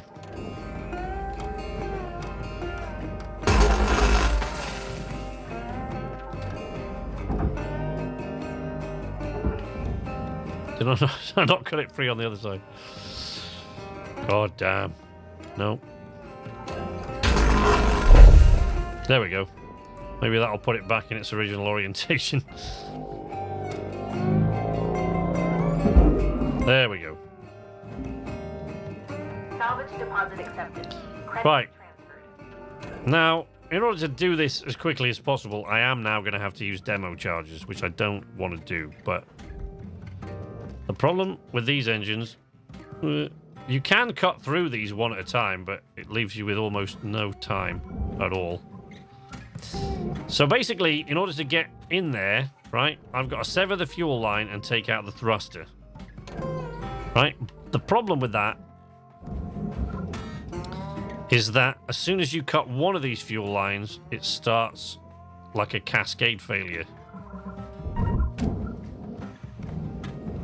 Chain reaction will start, and you've got to run and switch. You've got to get to the fuel cutoff switch, which is inside the engine at the other end, right? But if I use the cutter, the split saw, or the stinger to cut one of these at a time, the cascade has made it further down the engine by the time I can get in there. So I prefer to do this as quickly as I can. Set off the demo charges and then grapple the engine out. Fire hazard risk high. There we go. And the problem is now I've got to go in there, no way around it, and get to the fuel cut off at the other end, which is there. And then the engine will just split apart, watch. Boom! Woo! It's fun. It is fun, I'll give them that. They do like adding these fun things to do, but there you go. So there's the thruster. We send that down to the barge. Active window.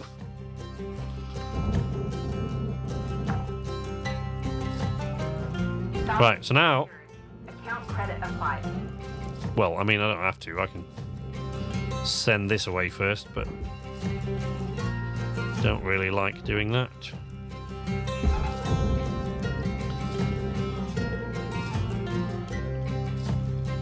These are a bit of a nightmare for getting hung up on there if you're not careful.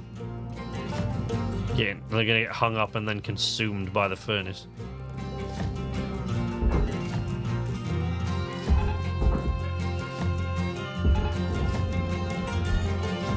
Right. That. Oh. Right, let's do this one. Demo charges.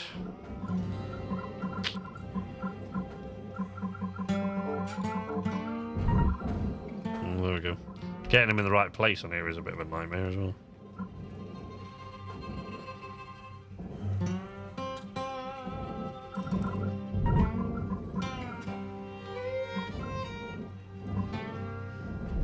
Come on. Component incinerated.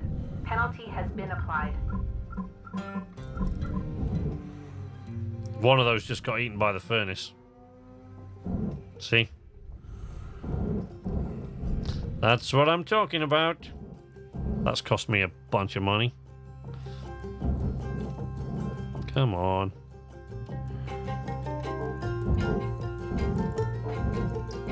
Oh, this is a pain. There we go. Last one. So one of those panels I just sent actually got swallowed by the furnace.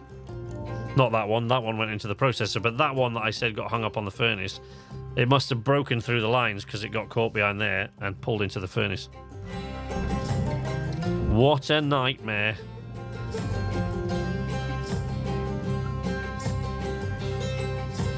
So it was actually the second one I sent. The first one's just going in now. The second one that I sent over there, I wasn't careful enough. Cutter, you got 5 minutes left. And it got eaten up. Before they turn the lights out on. All right. These are pattern. We wrap. Oh, actually, a better way to do this, really, would be to attach a tether right to the center of that.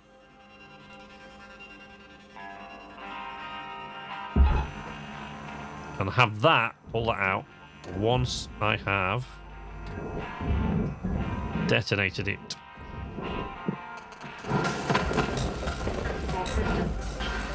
There we go. Saves me pulling it out. Whoa, no, no, no, no, no, no, no, no, no. There we go. Boom. Whee! Right, let's make sure we don't do that again, shall we? So what you can do with these, with anything that you're sort of sending in, if you're not sure, is you can always put one of these to the jack there. Right? No, that hasn't helped. God damn.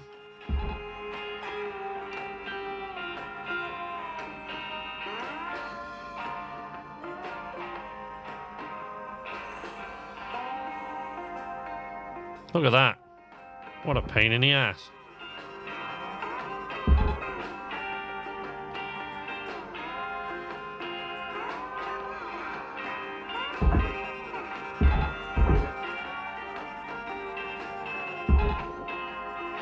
See, you've got to be really careful of that in this.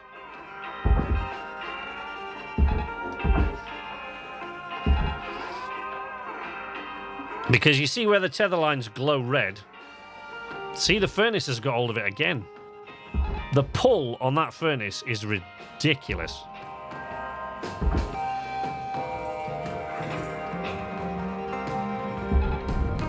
Valuable component. No, it got it. Jesus. Yeah, they're just horrible. I hate these goddamn engines. There are one or two tail pieces you can avoid this usually if you start off. So this time, let's pull it towards the jack to start with.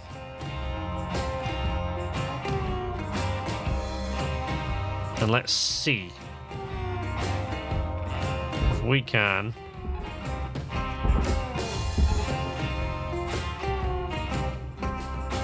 get it to avoid. Right, so that should have saved that one from the furnace.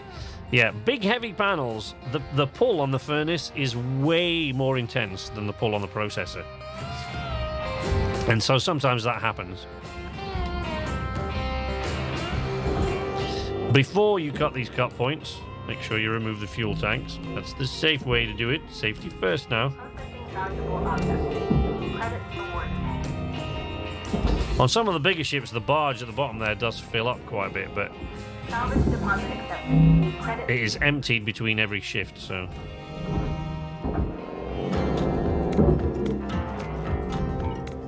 There we go.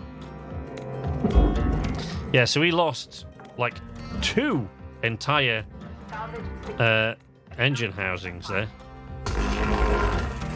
2 side panels from the engine housings.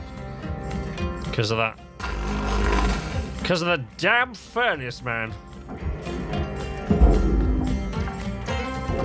Nope. 1 minute left. Better Cutter. rammel. Thank you, Weave. Wrap the things up. We wrap. You got it, buddy.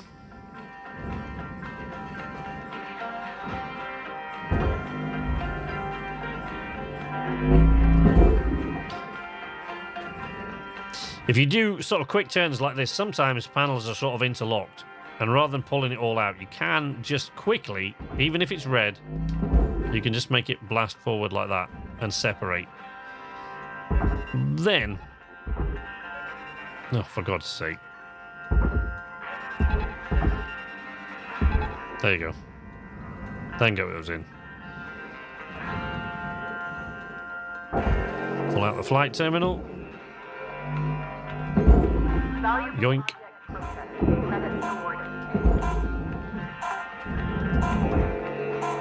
Salvage secured. Account credit applied. And we're out.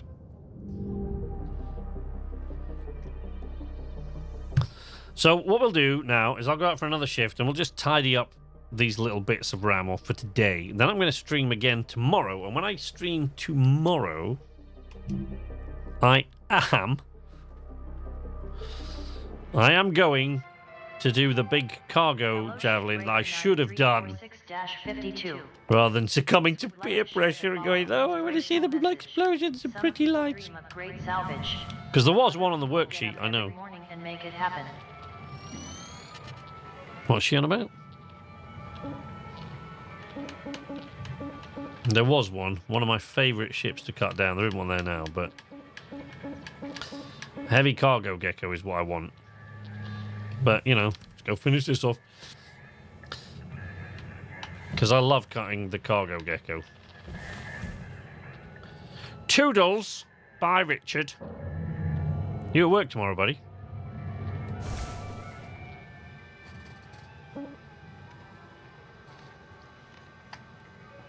Are you at work in the morning, lad?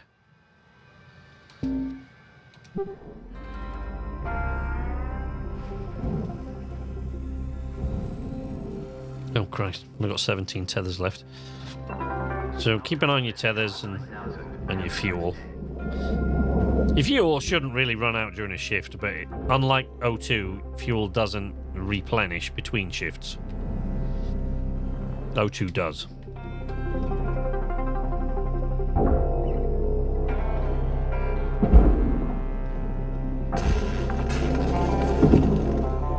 Salvage secured. Credits deposited. Ouch. Salvage deposit accepted. Credits transferred.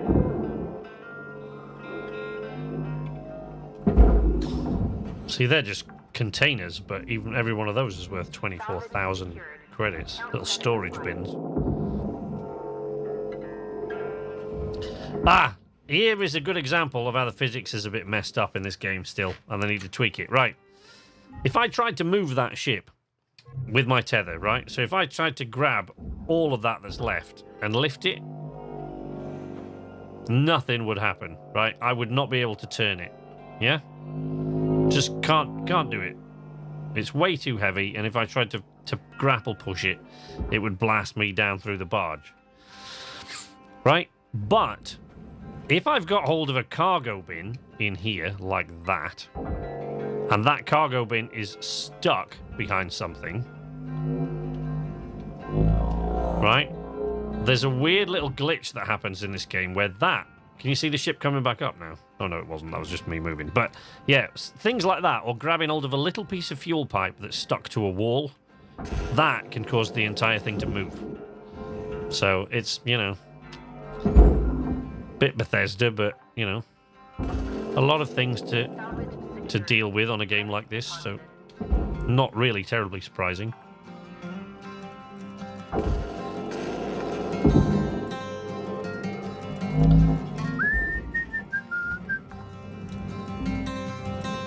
Salvage secured. Account credit applied. Messy. Clean up the mess. Clean up your mess, lad. Let's pull that off. And panel. Salvage deposit accepted. Credits transferred. Okay, let's... I'm going to use a split saw there because these things are very flammable indeed.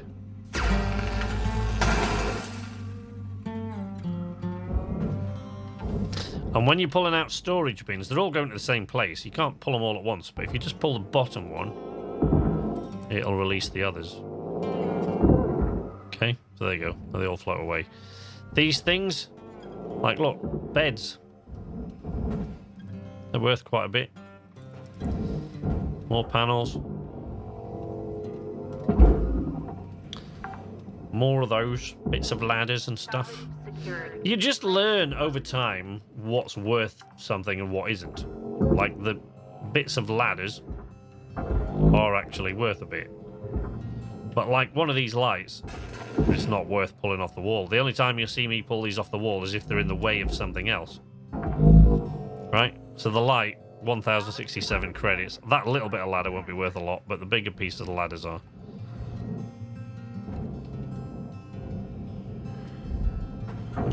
The full ones that you'll see in the bigger... Oops.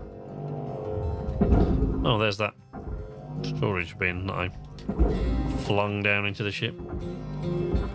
Salvage secured. Account credit applied. Is that busted? That can't be intact. Destroyed computer terminal? How did I do that? Credits deposited. Whatever. You lie. Terminals are obviously worth quite a bit. Salvage deposit accepted. Credits transferred.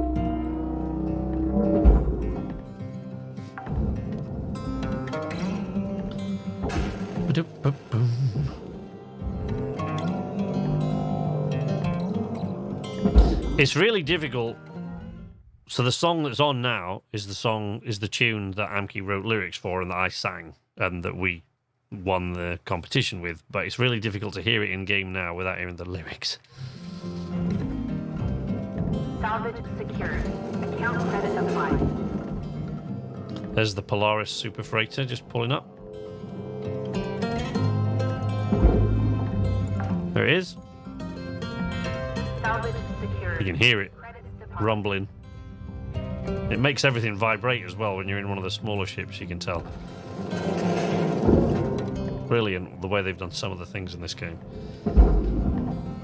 So, you know, I mean, this game's not, it's not for everybody. I find it to be one of the most, it's one of the most unique and interesting and therapeutic games Salvage of the last, account credit applied.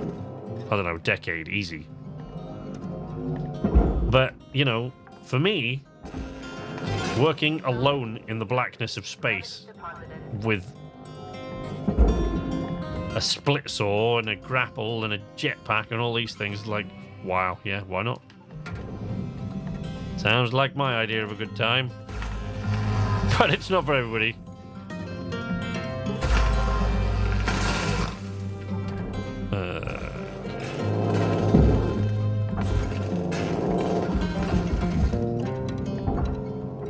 It's on the other side of those now.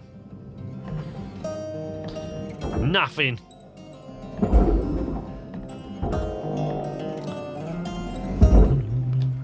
Valuable object. Credits awarded. Salvage deposit accepted. Credits transferred. Bed, and there's a mattress in there which is separate. So the bed goes to the barge, the mattress you just burn, obviously. Nobody really wants to. Even Lynx don't reuse the mattresses, that's grim. Nanocarbon panels on the bottom.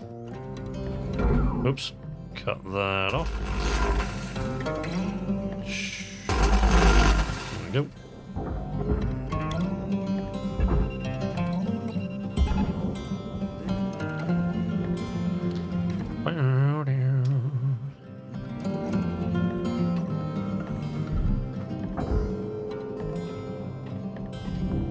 Object accepted. Ah. Processing. Those things can be a bit of a bummer when they get jammed in there as well. I bet that's twisting. Yeah, see? Ship's twisting again now. Power junction box. Salvage that. Boom. And then I Salvage secured. think we're more or less... Oh no, we need to take that off. And the other deck. What was... Oh, storage bins. And a reactor plate. I see you. Look at the mess. I hate it when my bay looks this much of a mess. Account credit applied. Drives me nuts. Right, so we take out the air filter because that can go to the barge. So we just melt the housing around the air filter and send the thing down to the barge. Huh? Yoink. Salvage deposit accepted. Credit transferred. Now, I will be streaming Shipbreaker quite a lot over the next few weeks. Just because, you know, I mean, today, like, I've been trying to explain things as I've gone along and stuff like that, but for the most part, I'll just sit here going through the various things, and we'll start and we'll go again through the story when it releases next week, and we'll start going through the whole thing, playing it from the beginning, right? No, it's not loose. Why not? But also, that comes out on May 24th, but what comes out on May 26th is Sniper Elite 5. And I'm a massive fan of the Sniper Elite franchise. I've played every single one of them since the beginning. Actually, that first one seems laughable to me now. What? Sometimes this can be a problem. Look, you've got... Oh, there we go. Yeah, I see what it is. You don't need to melt these. You can just, like, hit them with a split saw. Like that, look. But I find that untidy. So I don't like doing that. But there you go. That's what was holding it on. So that was the last thing. Cutter, there's 5 minutes remaining in this shift. Get in while the getting's good. We rock. Spinny, spinny, spinny. Credits deposited. You'll notice, by the way, when you come up alongside computer terminals, and is there another one there? Computer terminals and stuff like that, you'll notice there's purple writing that says hold to extract. Oh, look, I missed a console. I knew I'd missed a door console somewhere. If I'm going to forget stuff, it's usually a door console. You'll notice that there's bits that say hold to extract, right? Well, that doesn't matter to me, but they've not at this point because they're going to reset the game. Right, let's drag that into the furnace and then try and tidy up some of this mess. So you'll note... Oh, crap, another panel. Nah, I'm not going to get that one. Hey, look at that. Woo. Good shot. What that is they added another sort of... like a dilemma for you, right? So you the more work you do and the more you cut down, the more value you salvage from these ships for links, the more you pay off your debt, right?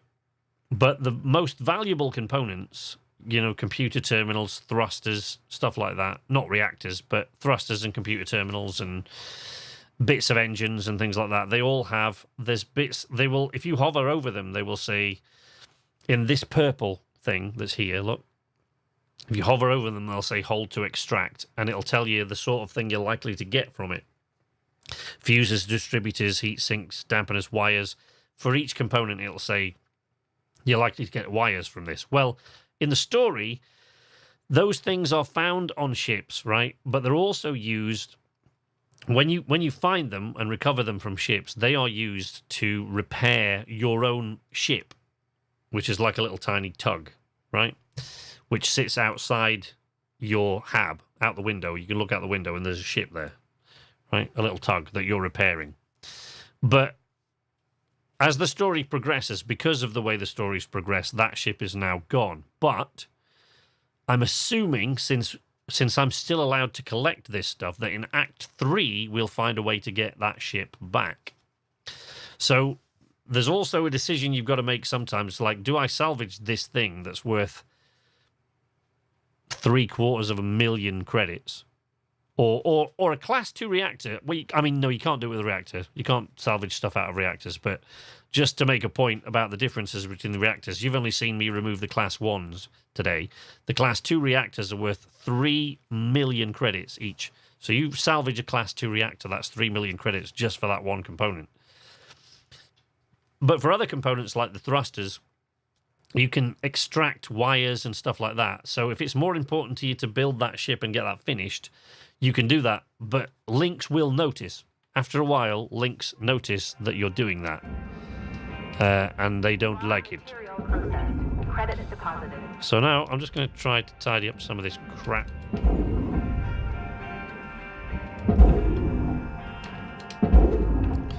Because I hate an untidy workspace, even though it will be perfectly tidy again when I come back out. Doesn't matter. I need to tidy it. Look at these stupid cloth panel things. Oops, that went into the... No, fuck it. That's gone into the processor. I'm not bothered about that. It's not worth much. It's just for the sake of clearing it all up and putting it in the right place.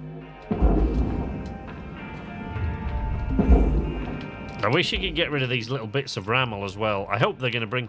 I suggested, one of the things I thought, well, if you're going to keep adding tools, what about some sort of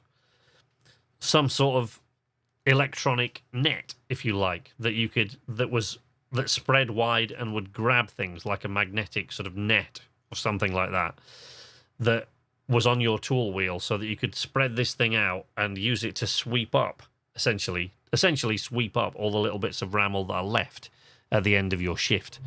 I thought that would be a good idea, but I'm assuming that nobody else did. What the hell is that? I don't even know what that is. Better not upset Lynx, they'll douse you in horrible deodorant. Well, like Harriet in Red Dead. I know what you mean. I see what you were getting at there. I just, for some reason, it also reminded me of... Now you got me thinking about Lynx deodorant now. God, that stuff's awful. But I'm thinking... I was thinking about Harriet in Red Dead Online. In the Naturalist branch in Red Dead Online. And you kill too many animals and she just... squirts you with whatever it is. Knockout juice. And you just wake up somewhere. Raw material processed. Credits deposited. What a mess. It's disgraceful, look. There's a light in there.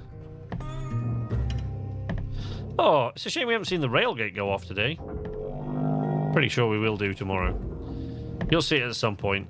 And actually, when we restart the game, when it launches next Tuesday, there is a point in the game where Weaver makes a point of pointing that out. So there is one activation of the railgate you can't avoid seeing. Oh, well, I guess you could just not look at it, but what I mean is Weaver will point out when it's about to happen. Winding down, Cutter. Dig deep and let's finish strong. But not in that voice, he won't. No, he'll do it in whatever voice they've given him next. All right, let's go in. Let's see. I've done enough sweeping. Let those things head down to Earth and burn up in the atmosphere. I'm sure nobody will get hurt.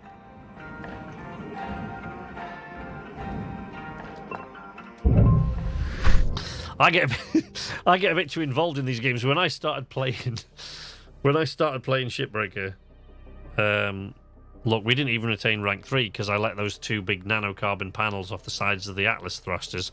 I let them get sucked into the furnace, so we lost that. Damn you! Night, honey. There you go. Humkey's going to bed now. So yeah, we lost those big pieces off the sides of the Atlas thrusters. When I first started doing this, I was salvaging some sort of racking off one of the early ships, And as I pulled it towards me, it came in too fast, so I ducked out of the way and off it went, past the barge, which used to look a lot different, by the way. The barge looks vastly different now than it used to. It's a lot more workable system now. It used to be like a flat thing that would catch all the pieces and they'd sit there. Now it's like 2 electronic nets that just hold everything in place, and it's huge. The barge now is enormous. It used to be quite small. But yeah, I let this rack fly off past beyond the barge, so I like risked my life going after this. Like, internally, I know it's a game, but my brain just went, oop, that's gonna have somebody's eye out. So I just flew after this thing, flying out through space, getting the warning you're getting outside of you, and to pull this bit of racking back, which of course I didn't need to do, but I got a bit too immersed in the whole thing. Hello, Shipbreaker. This is your morning wake-up call.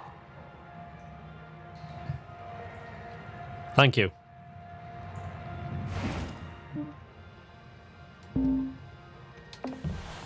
There you go. Deck going down very slowly indeed.